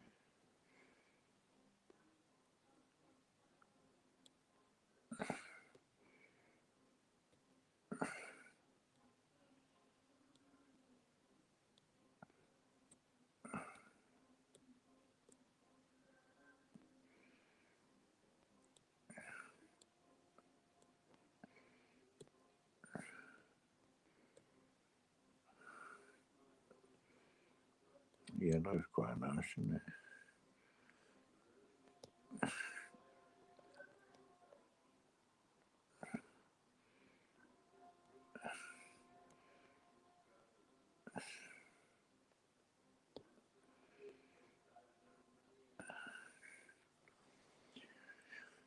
I'll do for now. I'll mess about with that later on. I'm going to make a cup of tea. So I'll be away for a little while. I'll put some music on for you. Well, it's on, but it's dead quiet in the background. I'll try not to be too long. I'm going to have a quick word with the staff that's on tonight, because I want to have a bit of a moan. So, but I won't be long. I'm not going to get involved. Just state the case and that's it. Poxy hell.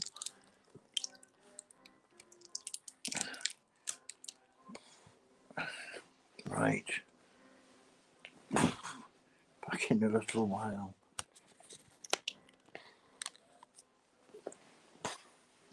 Out into the Arctic.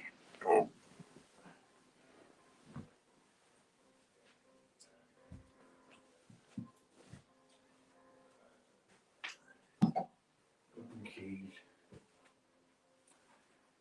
The keys gone. In the pocket, right.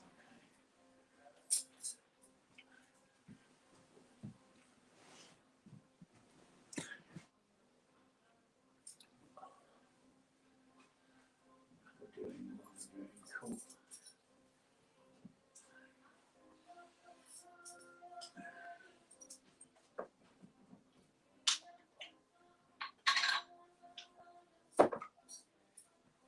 Where's it going?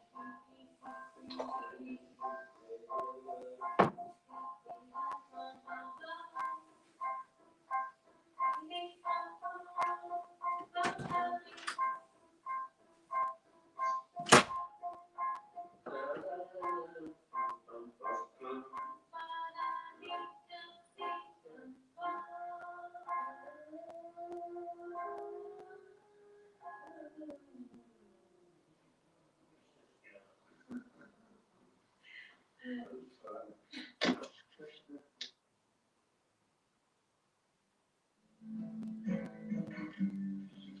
are colours that I use in lots of music.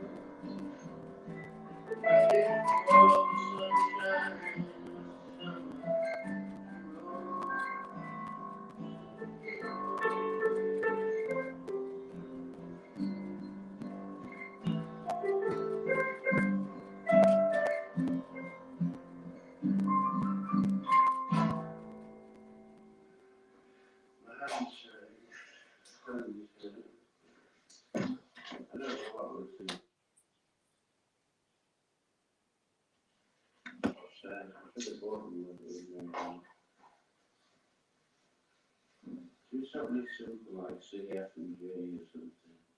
That's nice.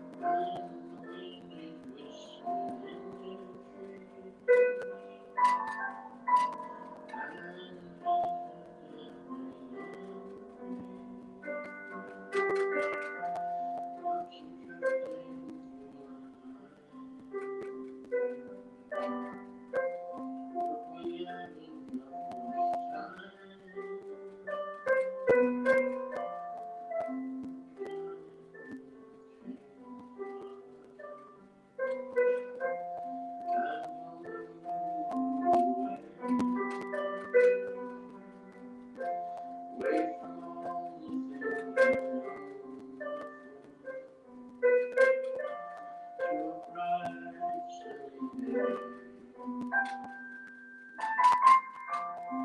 Time will change, people come and go, children stop to speak, and they say hello. All the trees in the wind, and the wind is whistling, and it's telling stories of everyone we've known. Oh, somewhere in the morning,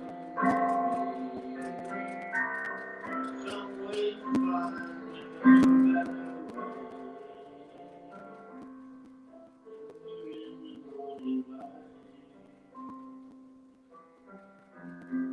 we'll find a way to feel alright.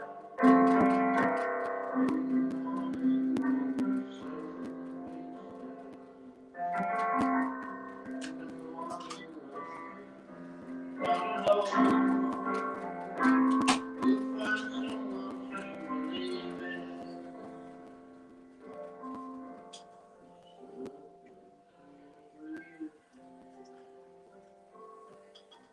The world will be a better place for everyone. We'll feel better about ourselves if we can. Something to that world right out.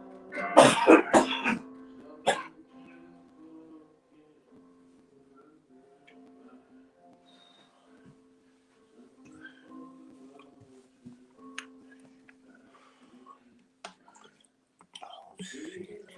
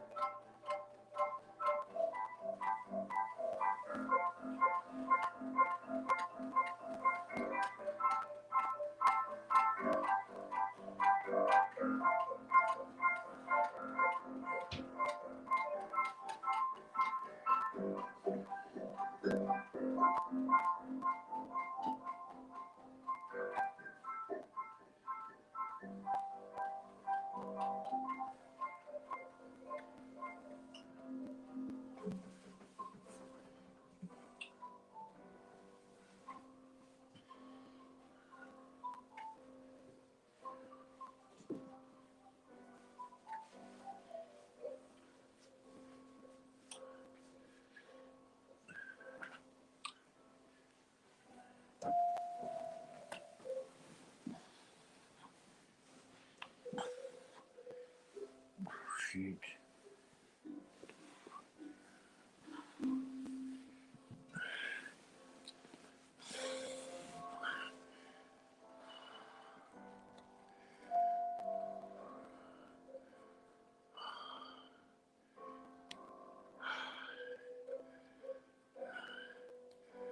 Okay, happy. How's the shuka? Not sure if the shuka's there. Not been much, you've not missed much. Nothing much has been happening. I've been a bit tired. I'm freezing cold in here. It's horrible. I'm just keeping it going in case Ed wants to come back after church. She's going to church and that.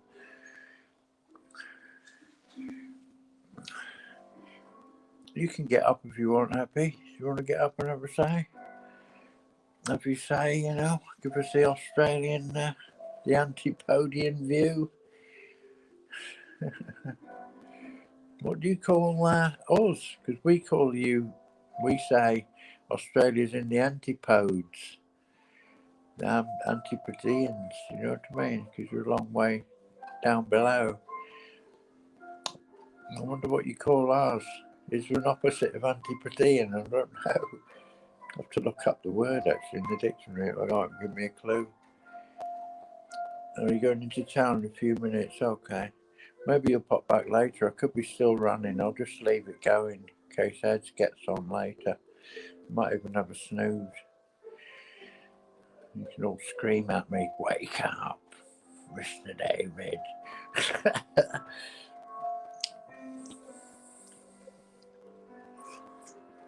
It's bloody... I've put some curry powder in the cup for a drink. And I've not made it very well. It's a bit too bloody hot. It's freezing cold in here. It's absolutely freezing in here. And my tea's boiling hot. Hence the 3 hats. It's because it's cold, not because it looks silly or anything. It's absolutely totally sensible what I'm wearing.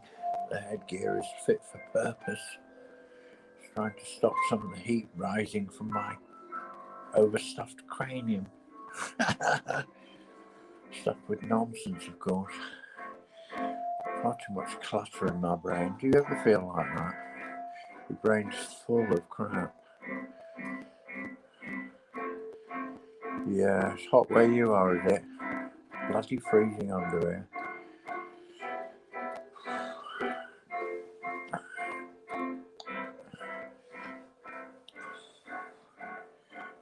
What's the weather? What's the sky like? It's hot, but is there all shit in the sky as well? Sometimes they put loads of shit in the sky, but it's still boiling hot.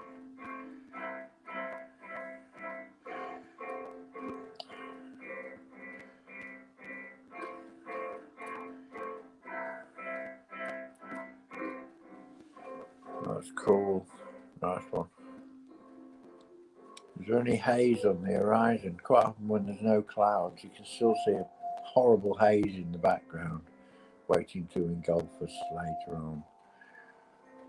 And sometimes you have a beautiful blue sky, and then 20 minutes later it's all hazed over. They beam it in on the frequencies and all that lot, don't they? Shove it around and push it about. Not just the frequencies, they're using what's name as well. Next rad and all that bloody lot as well.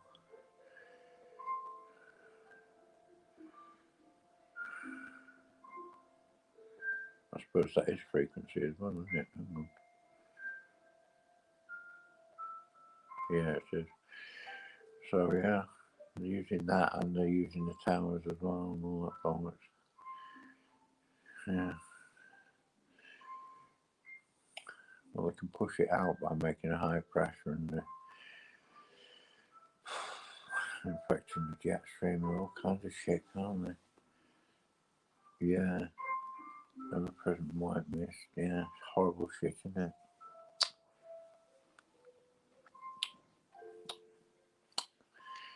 The White Death.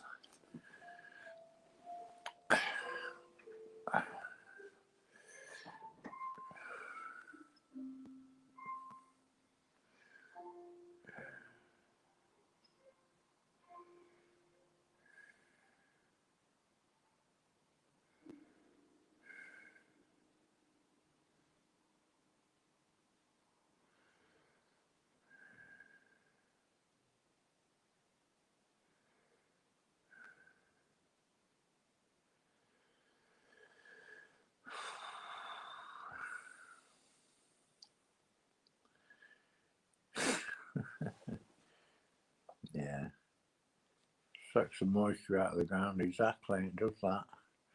It does that really quick as well, doesn't it? Yeah.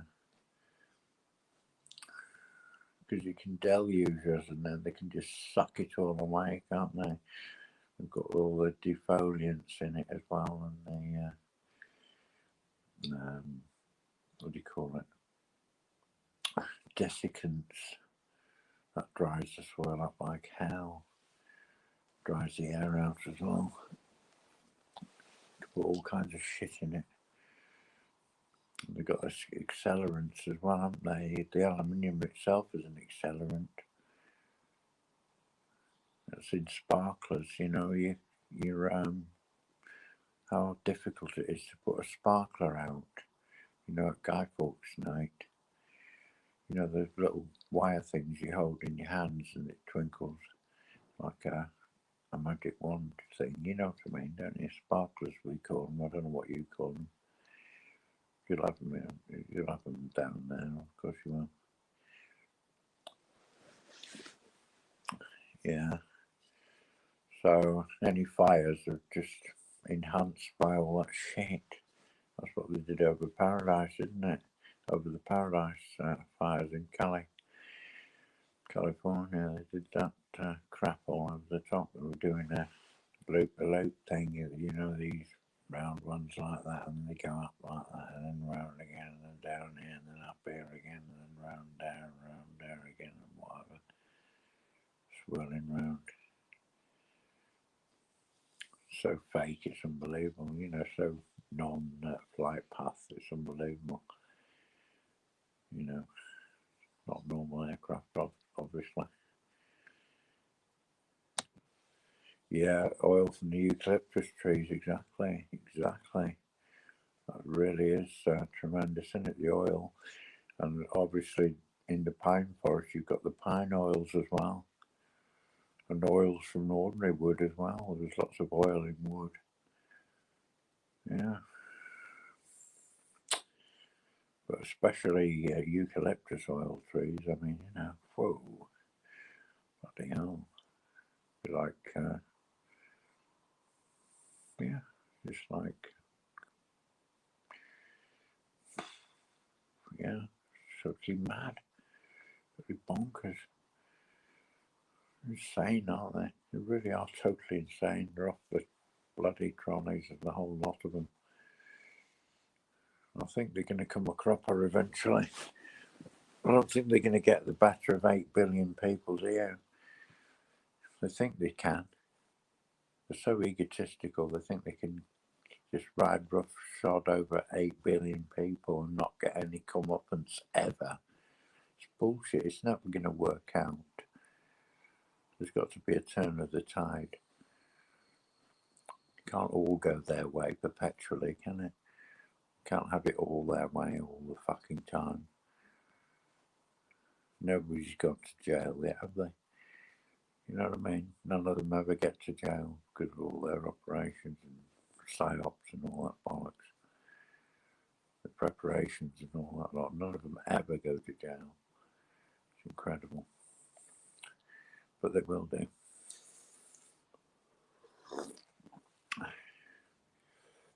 There's just arrogant fools, cretinous idiots.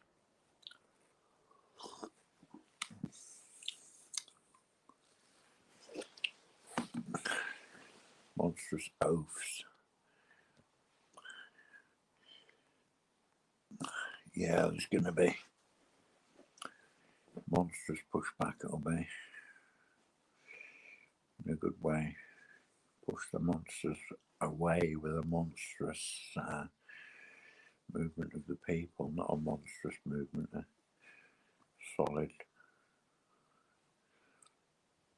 movement.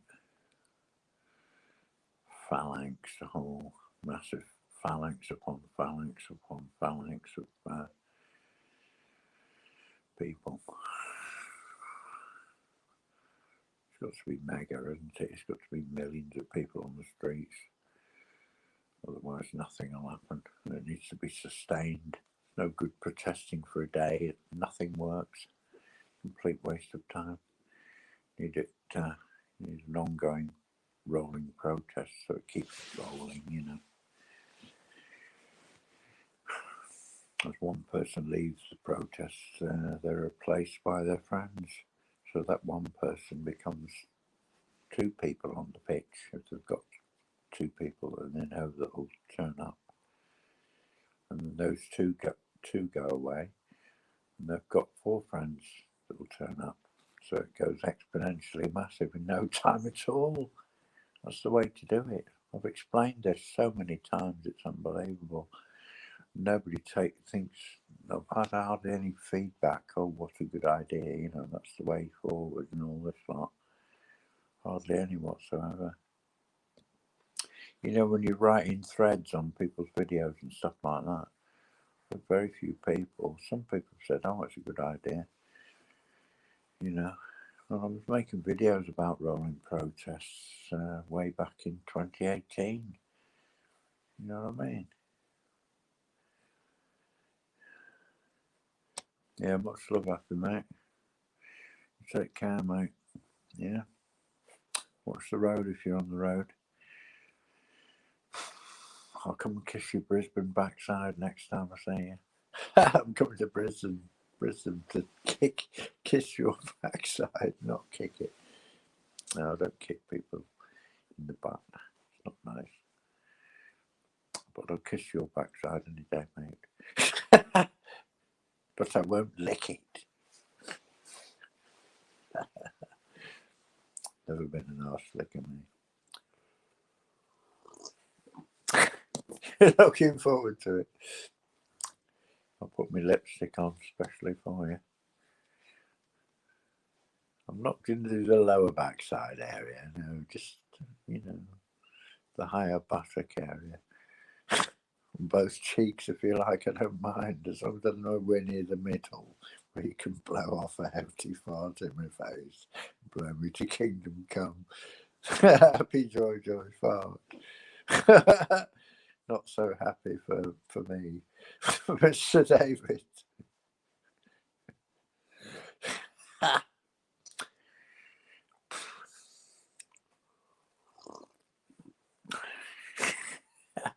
I broke wind before, you know.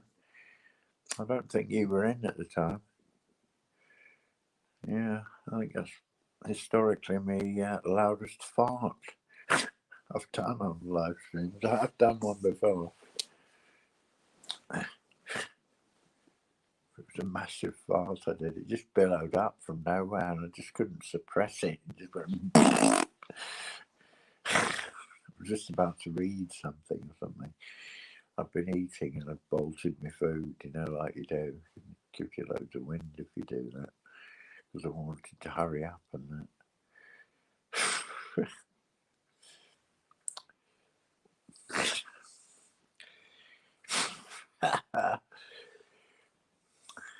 You have a good day, mate, anyway. You get off, mate. Get off, because there's now going on here. I might read a bit of poetry. When it goes down to zero, I'm going to get my poetry book out. Read some poetry to myself. I don't care if nobody's listening to it. I like reading poetry. I like reading it. It's good. It's good for your brain. But it helps with your diction. It helps with your everything, really.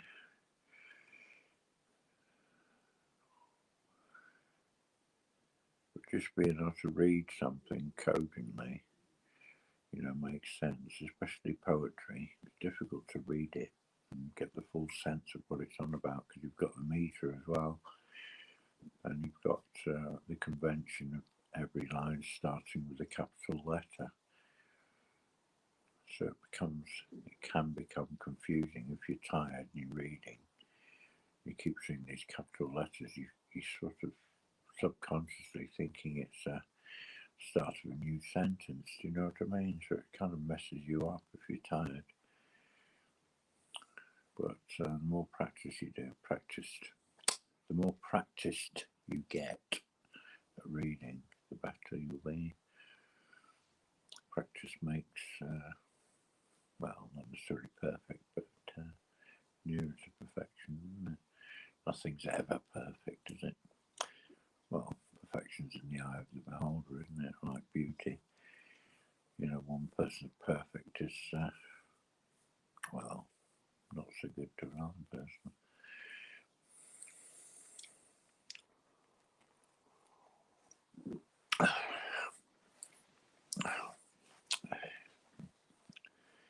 It's nice, this is warming me up. I've got curry in here.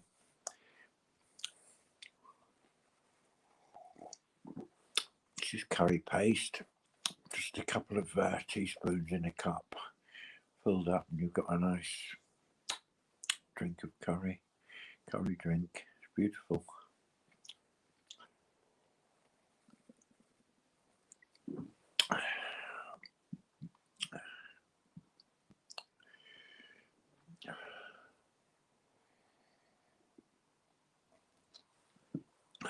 I only ever buy the paste, curry paste. You can buy curry sauce, but that stuff's got loads of water in and fillings in it. You know, kind of, I don't know, corn flour or whatever and all that lot to fill it out. It's crap. You know, so you buy the paste on its own, thick paste. Don't buy the curry sauce. That's just a cheap, well, it's a quick way of doing it, but it's not much quicker. It's just silly. The amount of extra money you spend on that. A jar of paste lasts you ages, whereas a sauce, you chuck the whole lot on in one, and it costs you a lot of money.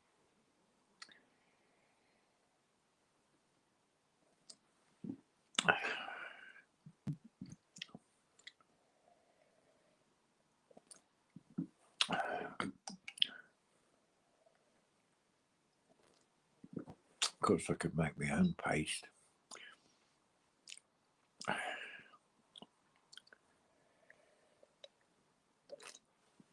If I go down the market in local market I've got here, they do quite a lot of curries and stuff like that. They do it individually wrapped and all that lot.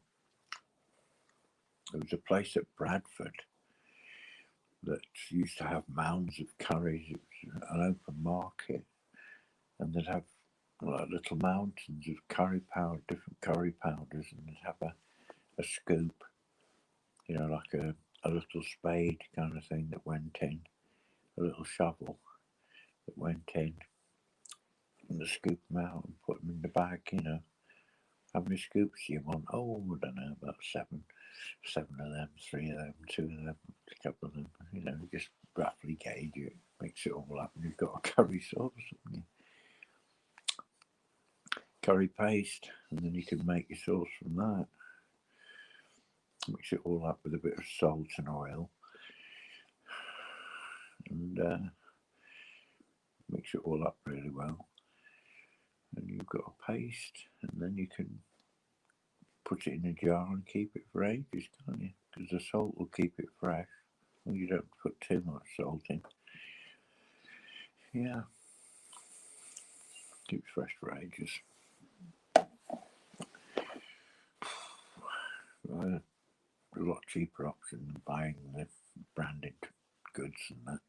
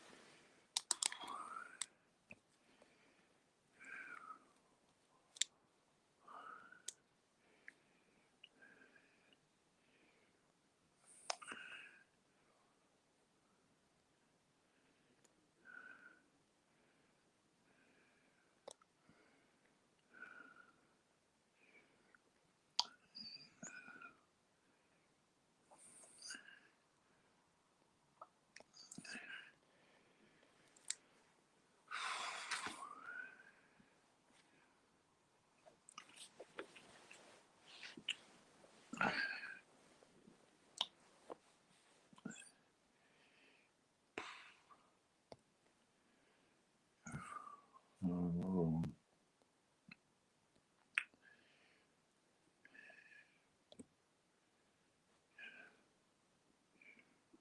that mess. That filthy sky. It's horrible, isn't it?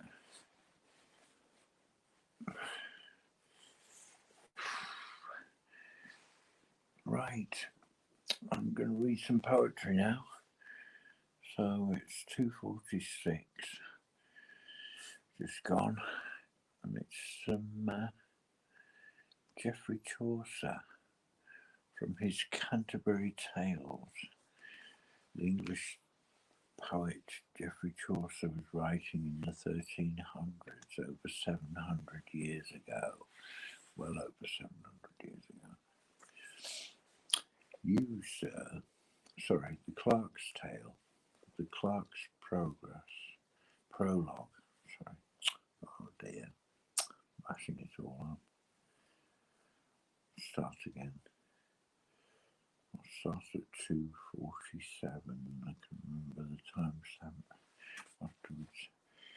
Right, Group E, the Clerk's Tale, the Clerk's Prologue. You, sir, from Oxford, said our host. God's life has... Oh dear, that's no good.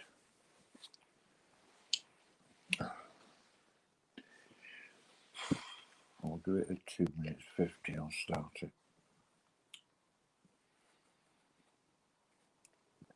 I should have a wee, actually.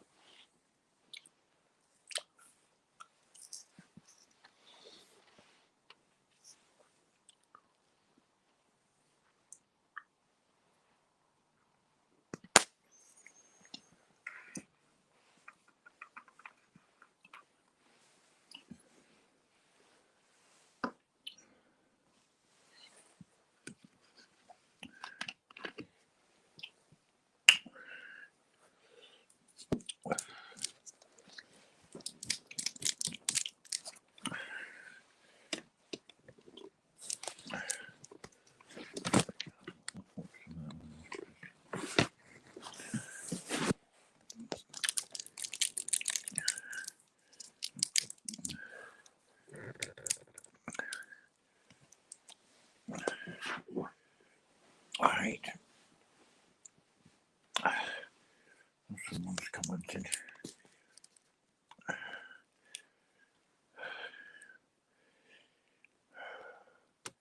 Yes, okay, if you're busy. I'll do some more reading. Would you like me to do some more reading? Because if you're working, it'll probably be okay. It'll be good company for you. I'm just going to go to the toilet and then I'm going to come back and do some reading. So it'll be a couple of minutes probably. Oh.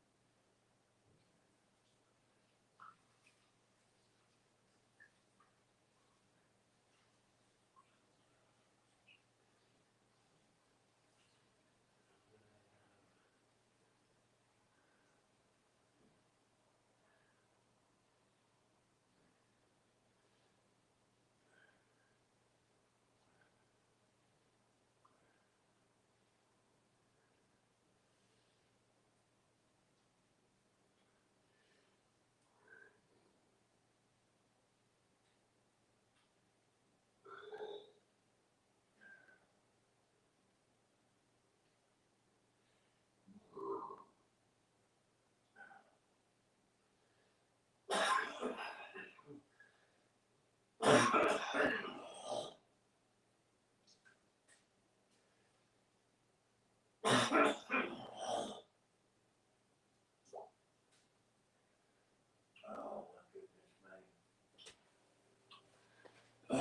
dear.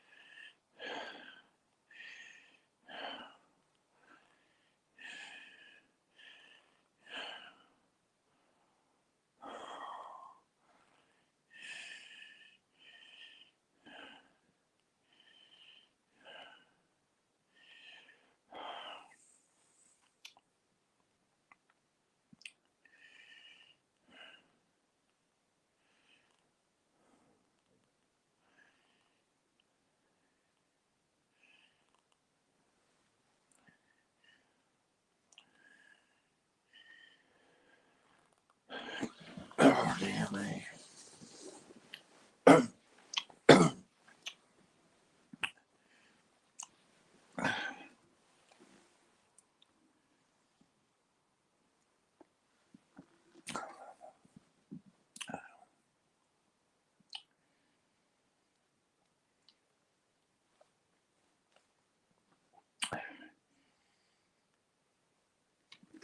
I wonder if Eds will come down later on and give us another song or a few songs. It was really good last night, yesterday I mean. It was morning for me, an evening for you I think. Oh, I can't remember. Oh dear. I'm out of breath. I'll be coughing again. I need to go to the doctor's on Monday morning. If I can get into the doctor again. Dear me. I'll get my breath back before I start reading. I can't start reading yet.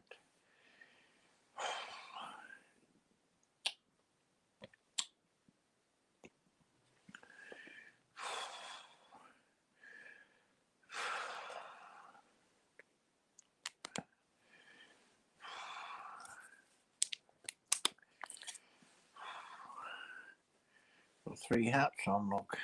Trying to keep warm. Freezing cold. I'm warmer than I was because I had a hot cup of curry.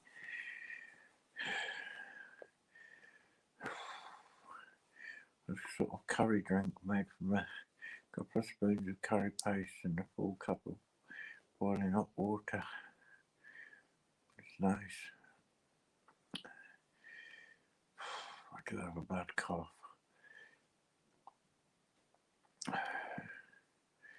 I'll try and read in a few minutes. I need to recover.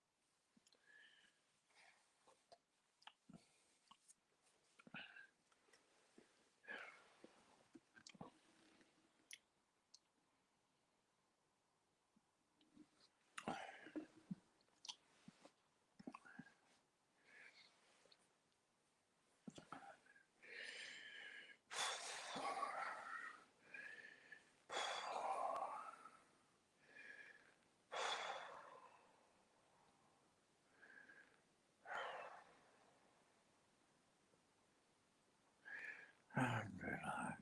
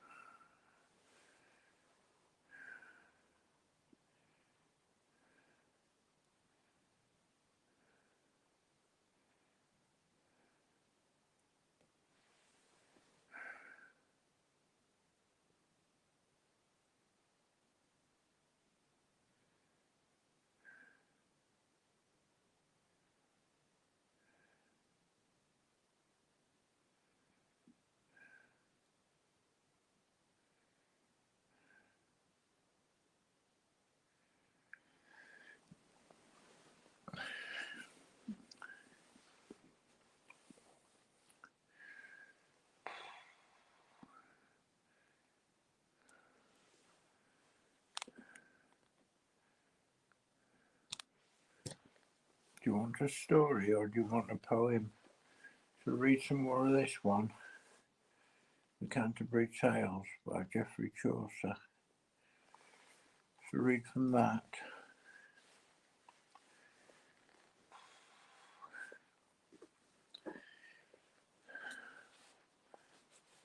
You're not replying, so because you're probably busy at work or working and doing something.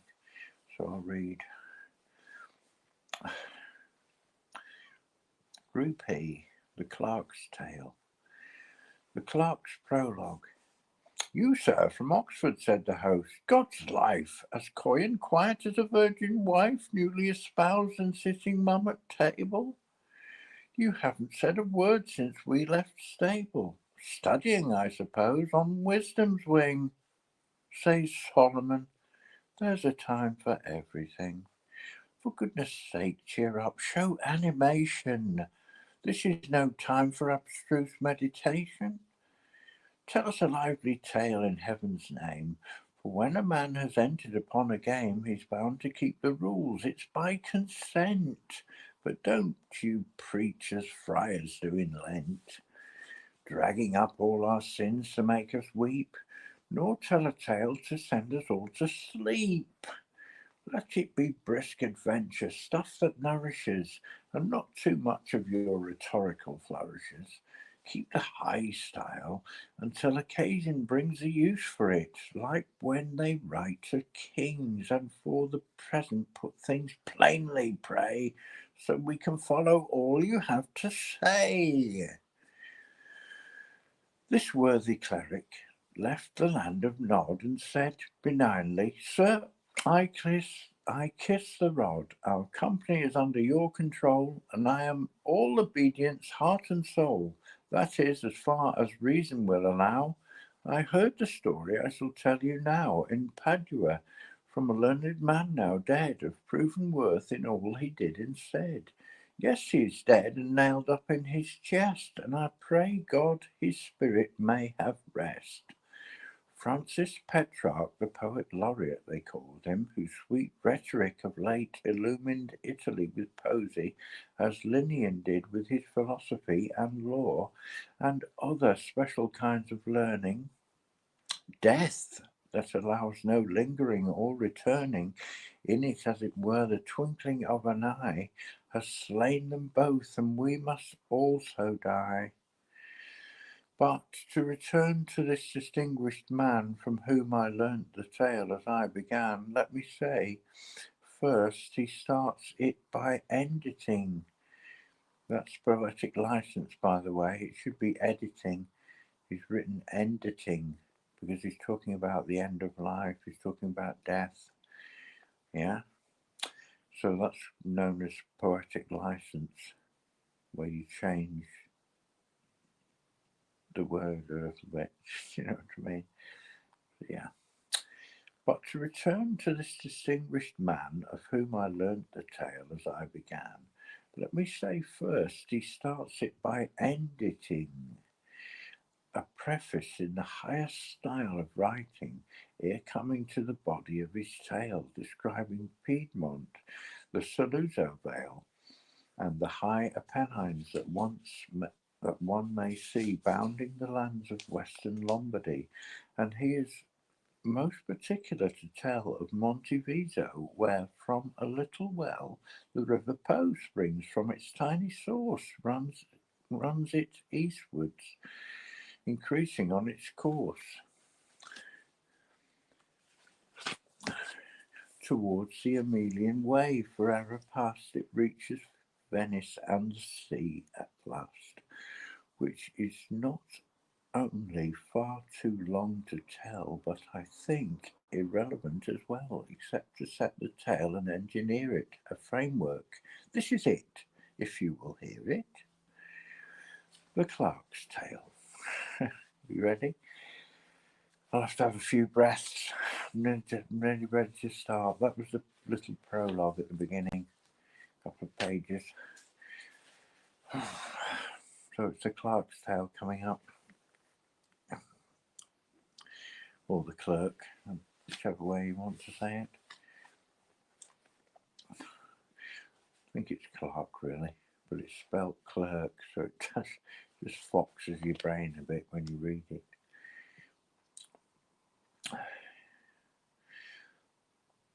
The Clerk's Tale. Upon the western shores of Italy, where Monteviso lifts into the cold, there lies a plain of rich fertility, with many a town and tower to behold, built by their forefathers in days of old, and other lovely things to see in legion. Saluzzo it is called, this splendid region. There was a marquis once who ruled the land, as had his ancestors in days gone by. His vassals were obedient at his hand, ready to serve the lowly and the high. Honoured and dreaded under fortune's eye, he long had lived and found the living pleasant, beloved alike by nobleman and peasant. He was, moreover, speaking of descent, the noblest born in all Lombardy, handsome and young and strong. In him were blent high honour and a gentle courtesy. He was discreet in his authority, although in some things he was indeed to blame, as you shall hear, and Walter was his name.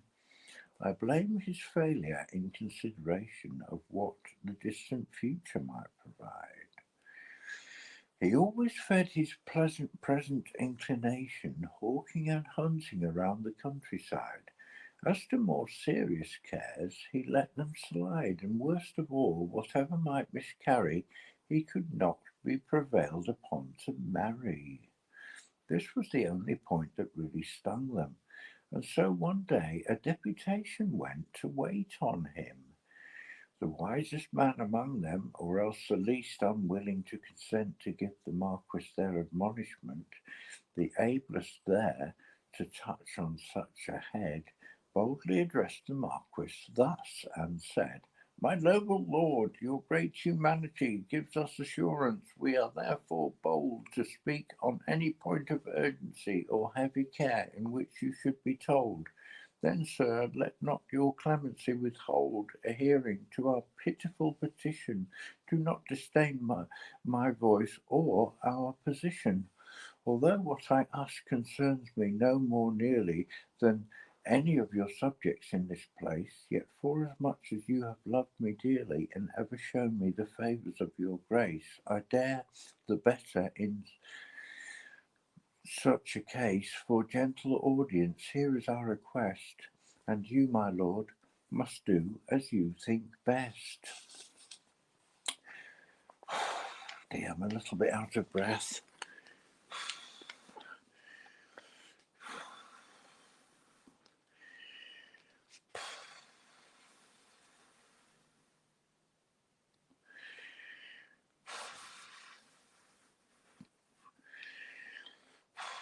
I'll just take a few breaths, a little bit of water. So this deputation's come up to the Marquis, who's called Walter. Hang on. No, he's not called Walter. What I'm talking about. This chap's called Walter that told him the tale. And it's a tale about the people going up to their Marquis and asking him to marry because they were worried that the line might end with the Marquis's death if he doesn't have any children. So they were worried about being ruled by evil people after the good Marquis had gone, because he was a good ruler, apparently.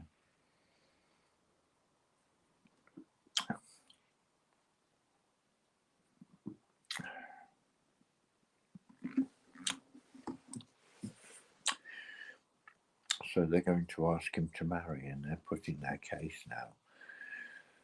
Though what I ask concerns me no more clearly than any of your subjects in this place, yet forasmuch as you have loved me dearly, and ever shown the favours of your grace, I dare the better beg in such a case for gentle audience. Here is our request, and you, my lord, must do as you think best.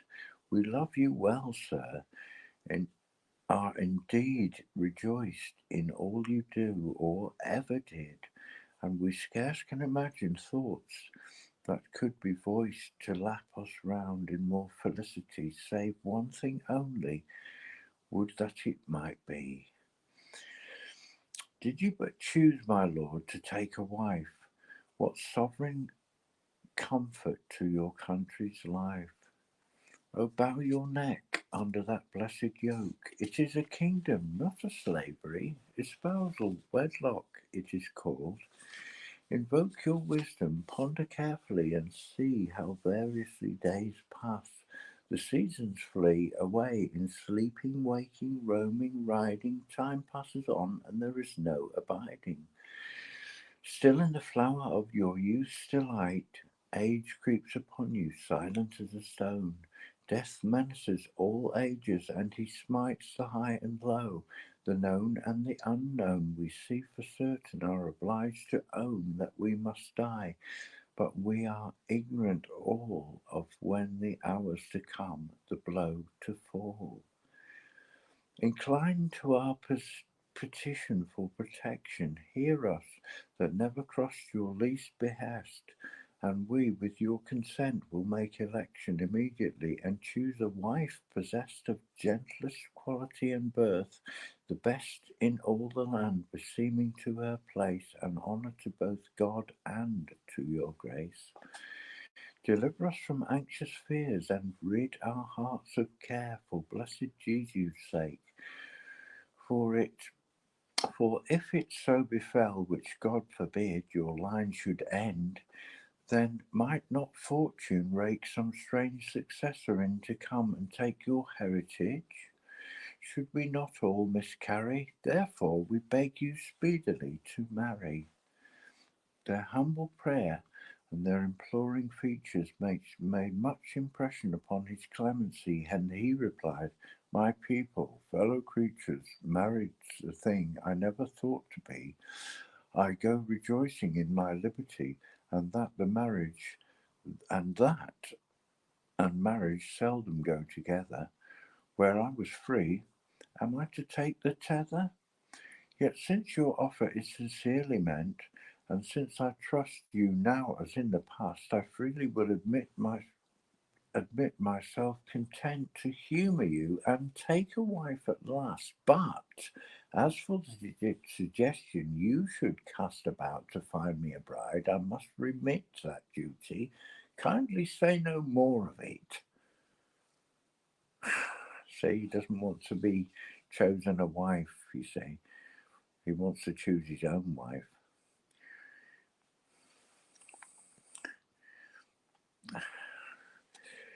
He wants to choose his own wife, you see, because he's got his own mind. He's got an idea of a woman that he might like.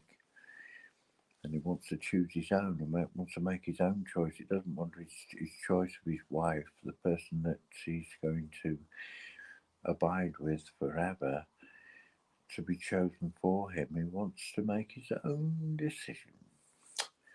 Okay. God knows it's true that children in the main are much alike their. God knows it's true that children in the main are much unlike their elders gone before. Natural goodness comes from God. No strain of blood can give it, no, nor ancestor. I trust in God's good bounty, say no more. My marriage, my condition, rank and ease, I lay on him. Do he as he may please. Leave me alone to choose myself a wife. That is my burden, my prerogative. But I command you, charge you on your life, that whomsoever I choose, you are to give all honour to her, long as she may live, in word and deed, here and elsewhere, no less than to an emperor's daughter or princess. And over this you furthermore shall swear never to grumble, never to check or strive against my choice, if I am to impair my personal liberty, that you may thrive. Am I to impair my personal liberty that you may thrive? Where I have set my heart, I mean to wive. If you withhold consent as to this latter, I beg you'll speak no more upon the matter. With heart's goodwill they gave him their assent to this demand, not one that made objection, but begged the princely favour ere they went, that he would name a day for the election of his espoused, and quickly, for a selection among his folk were yet uneasy.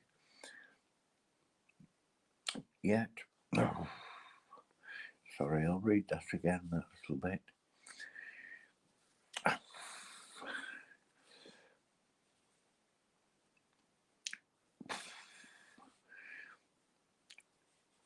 With heart's goodwill they gave him their assent to this demand. Oh dear, say it again. With heart's goodwill they gave him his no.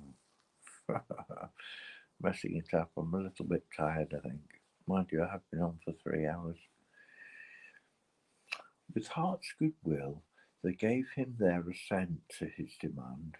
Not one that made objection, but begged the princely favour ere they went, that he would name a day for the election of his espoused, and quickly, for a section among his folk were yet uneasy, dreading the Marquis had no real thought of wedding. He granted them a day of their own choosing, when he would wed in sober certainty. He said he did so not to seem refusing their reasonable request, and reverently, in grave obedience, they then bent the knee, thanking him one and all, and were content, having achieved their aim, and home they went.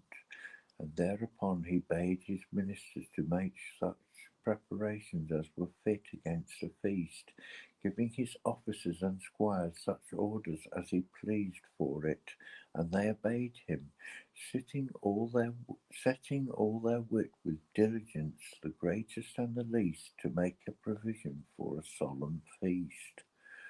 That's the marriage feast. Yeah. So they're getting ready for the feast, and part 2 will have to be tomorrow because I'm tired.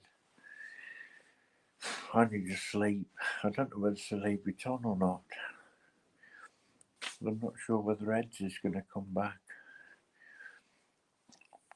She said she was going to church. She must have been to church and got home by now, I would have thought. But she's got other things to do with the family and things like that today. She probably has. I really enjoyed her singing on my live stream, just gone. It was fabulous. It was really touching, moving. Yeah. She's a lovely person. Yeah. I love her voice.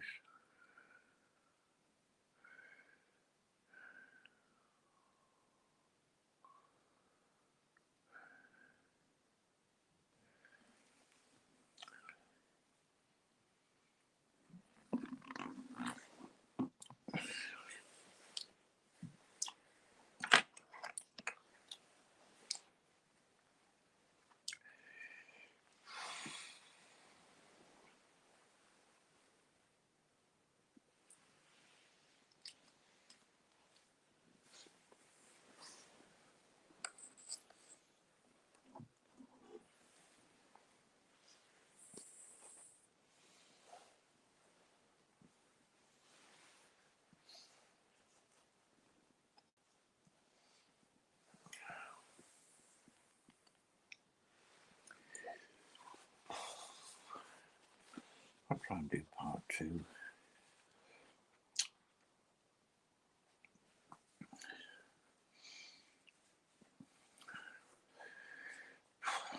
Not far from where the noble palace stood, in which this Marquis set about his wedding, there was a pretty village near a wood, where the poor folk, each with his little steading, tended their animals with food and bedding, and took what sustenance they could from toil, according to the bounty of the soil.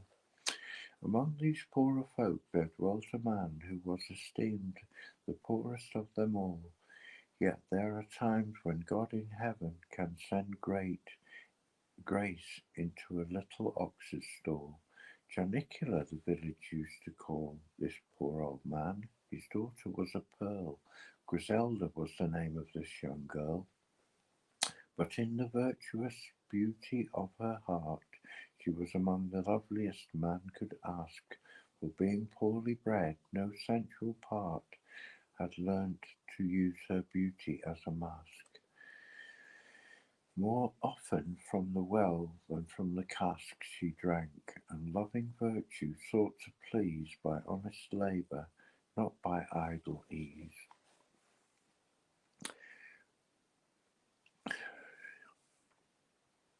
And though as yet a girl of tender age, yet in the breast of her virginity there was a ripeness serious and sage, with fostering love and reverent constancy.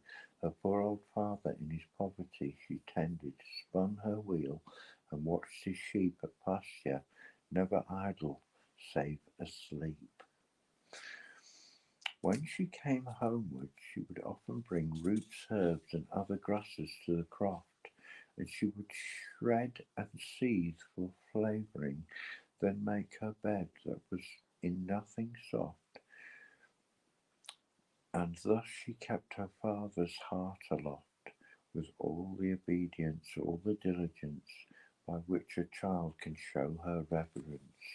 Griselda, though among his poorest creatures, Walter had often seen, for riding by, hunting perhaps, a something in her features caught his regard. Not that he sought to try the frivolous glance of wantonness, his eye fell on her with a serious awareness, and he would often ponder on her fairness. Her womanliness was what his heart commended, her goodness too, for passing the condition of one so young, was beautifully blended in looks and deeds.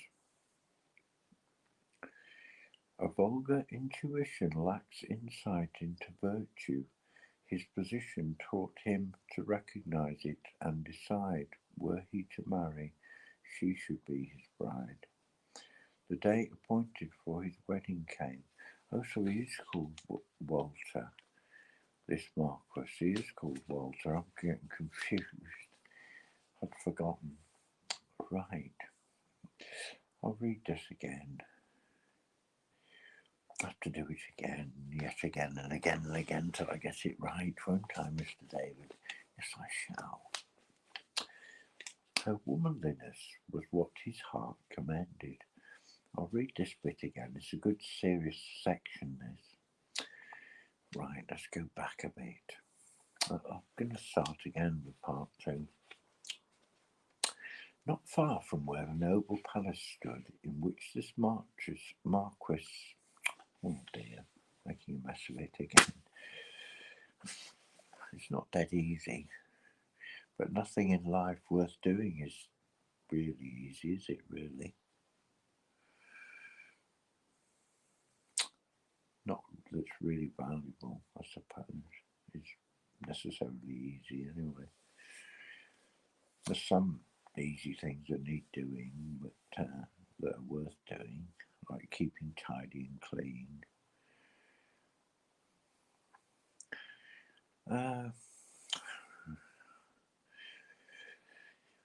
Right, part 2.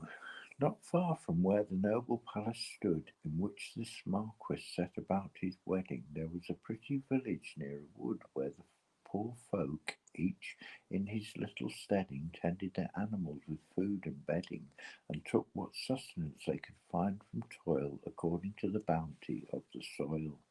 Among these poorer folk there dwelt a man who was esteemed the poorest of them all. Yet there are times when God in heaven can send grace into a little ox's stall. Janicula, the village used to call this poor old man. His daughter was a pearl. Griselda was the name of this young girl. But in the virtuous beauty of her heart she was among the loveliest man could ask. For being poorly bred, no sensual part has learnt to use her beauty as a mask. More often from the well than from the cask she drank, and loving virtue sought to please by honest labour, not by idle ease. And though as yet a girl of tender age, yet in the breast of her virginity there was a ripeness serious and sage, with fostering love and reverent constancy. Her poor old father in his poverty she tended, spun her wheel and watched his sheep at pasture, never idle save asleep. When she came homeward, she would often bring roots, herbs, and other grasses to the croft. These she would shred and seethe for flavouring, then make her bed that was in nothing soft, and thus she kept her father's heart aloft with all the obedience, all the diligence by which a child can show her reverence. Griselda, though among his poorest creatures, Walter had often seen, for riding by, hunting perhaps, as something in her features caught his regard. Not that he sought to try the frivolous glances of wantonness. His eye fell on her with a serious awareness, and he would often ponder on her fairness. Her womanliness was what his heart commanded. Her goodness, too, for passing the condition of one so young, was beautifully blended in looks and deeds. A vulgar intuition lacks insight into virtue. His position taught him to recognize it and decide. Were he to marry, she should be his bride. The day appointed for his wedding came, but no one knew what woman it should be. In wonder at which his people would exclaim, talking among themselves in privacy, "When will the Marquis quit this vanity and take a wife? Alas, to see him thus! Why does he try to fool himself and us?" Nevertheless, the Marquis bade prepare brooches and rings, all for Griselda, lit with jewels, gold, and lapis. He took care her wedding garment should be made to fit. But by another girl they measured it, who was of equal stature. Gems were sewn on it to grace a wedding like his own. And as the morning opened on the day appointed when the wedding was to be, they decked the palace out in full array, the hall, the chambers, each in its degree, the storerooms bulging with a quantity of delicate viands, held the plenteous strength held in plenteous strength Italy's best from all its breadth and length. The royal Marquis, in his richest dress, with lords and ladies in company, invited to the banquet, and no less. His household officers and soldiery rode off with many a sound of minstrelsy towards the little thorp I spoke about, and by the shortest road in sumptuous rout. How could the innocent Griselda tell all this pomp was levelled at her head?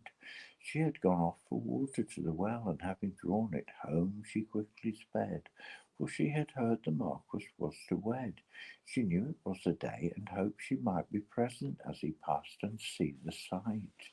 She thought, "I'll stand among the other girls, my own companions, by our door, and see the Marchioness, the Marquis and his earls. I'll hurry home as quickly can be and finish off the work that's there for me, so that I can have leisure then to wait and watch her riding to the castle gate." She reached the threshold with her water pot, and as she did, the Marquis called her name. She, putting down her vessel on the spot beside the cattle stall, returned and came before him, falling on her knees, the same serious-looking girl. She knelt quite still and waited quietly to hear his will. The thoughtful Marquis, speaking with an air of sober gravity, thus said to her, "Tell me, Griselda, is your father there?" In all humility, without demur, she answered, "He is here and ready, sir." She rose at once, and of her own accord fetched out her father to his overlord. She took the poor old He took the poor old fellow by the hand, leading him off to speak with him apart. "Janicula, I can no more withstand, nor conceal the pleasures of my heart. If you will consent, accepting from the start whatever follows, I will take to wife your daughter, and will love her all my life.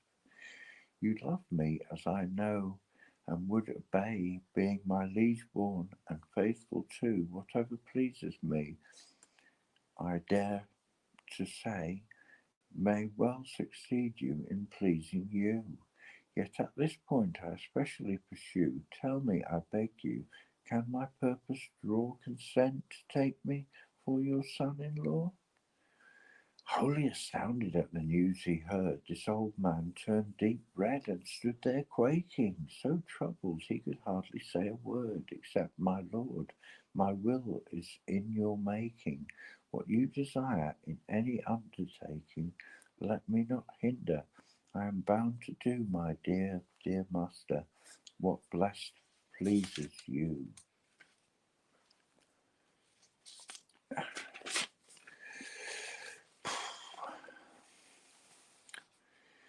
The Marquis answered softly, "Nonetheless, in your own cottage, you and I and she must have a conference.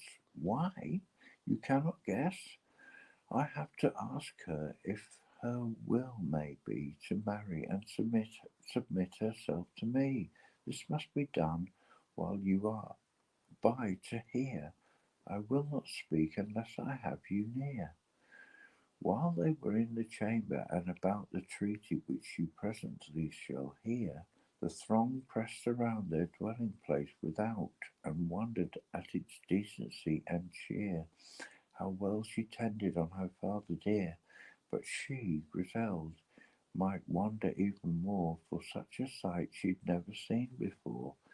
Nor is it strange Griselda was astounded to see so great a guest in such a place. She was not used to being so surrounded by noble visitors. How pale her face! But let me keep my story up to pace.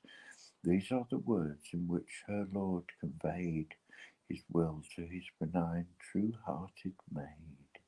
"Griselda, I would have you understand, as pleasing to your father and to me, that I should marry you, and here's my hand, if, as I may conjecture, you will agree. But I would rather ask you first," said he, "since all is done in such a hasty way, will you consent or pause before you say? I've warned you to be ready to obey my lightest whim and pleasure. You must show a willing heart, ungrudging night or day, whether I please to offer joy or woe. When I say yes, you never shall say no, either by word or frowning a defiance. Swear this, and I will swear to our alliance." In wonder at these words, quaking for dread, she answered, "Lord, unworthy though I be of such an honour so unmerited, if it seems good to you, it is to me, and here I promise never willingly to disobey in deed or thought or breath, though I should die, or breath, though I should die, and yet I fear my death." "That is enough, Griselda," said he. He left the chamber then with sober tread, and reached the door, and after him she, and to the throng of people there he said, "Here stands a wife, it is my choice to wed. Give her your reverence and love, I pray. Whoever loves me, there is no more to say." And that she might not take the smallest bit of her old gear into his house, he bade his woman strip her there, and admit these ladies of the court. And I admit those ladies of the court were scarcely glad to touch the rags in which the girl was clad. Yet the bright beauty of her natural glow was clothed anew at last from top to toe. They combed her hair, that fell about rudely tressed with slender hands, as if preparatory to coronation, and a crown was pressed upon her head with gems of changeful glory. Why should I let her raiment stay my story? She stood transfigured in a gorgeous dress, scarce recognizable for loveliness.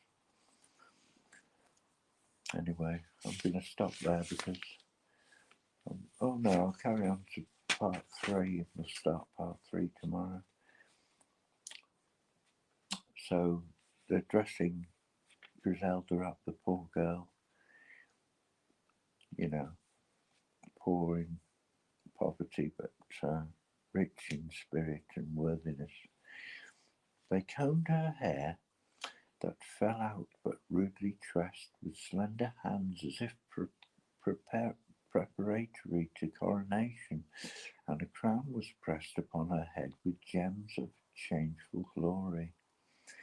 Why should I let her raiment stay my story? She stood transfigured in her gorgeous dress, scarce recognizable for loveliness.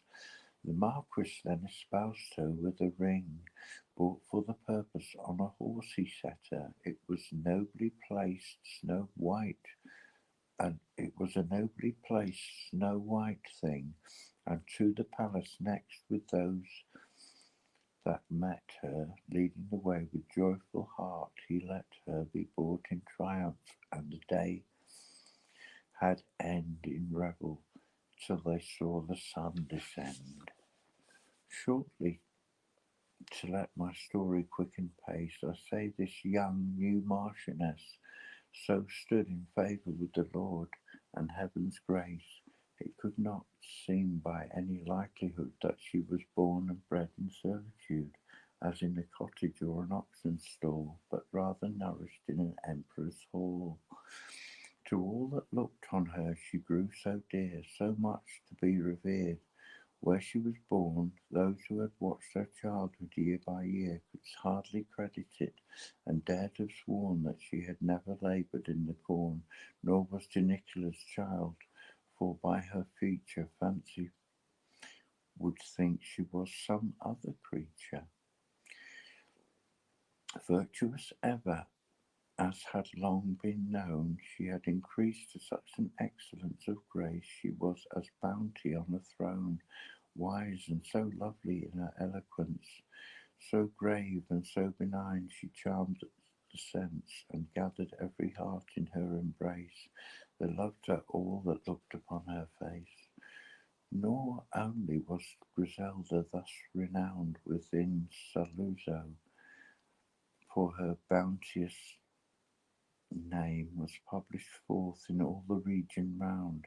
If one said well, another said the same. Indeed, her goodness had so wide a fame.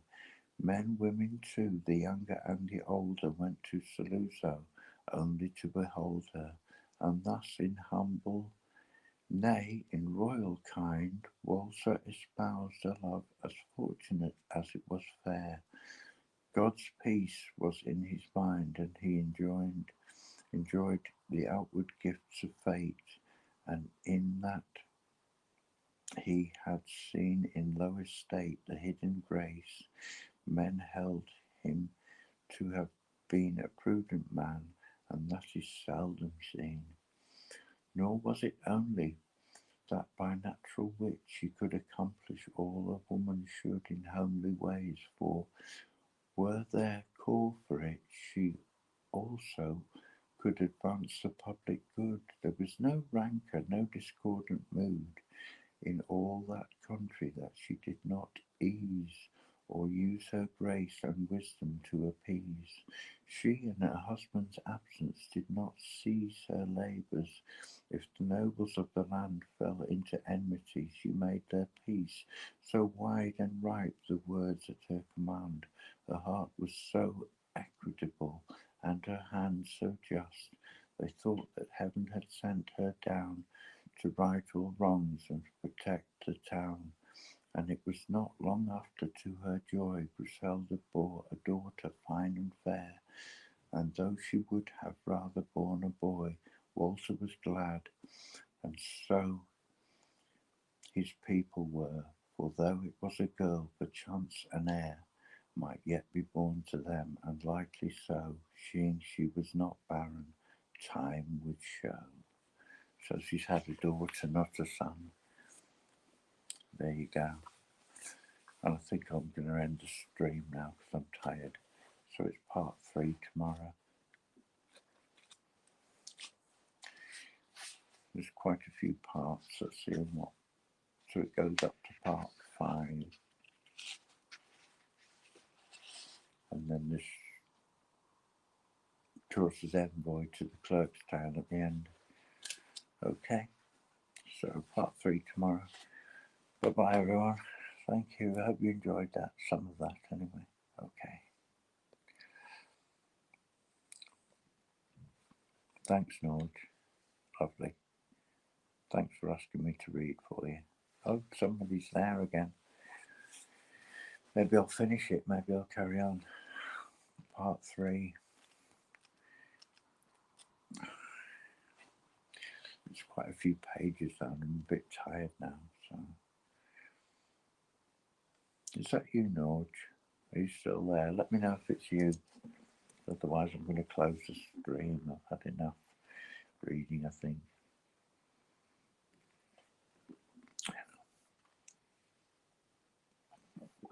I think I'll have plenty sleep, and I might start the live stream, you know, and try and read the whole poem right the way through, because I think with practice I'll get it. I'll be able to do it all the way through. I should be able to. I'll just sip a few sips of water in between parts. Yeah. I don't think that was you, Norge. I think that was just someone lurking. So I'm going to say goodbye, everyone. Farewell till we meet again.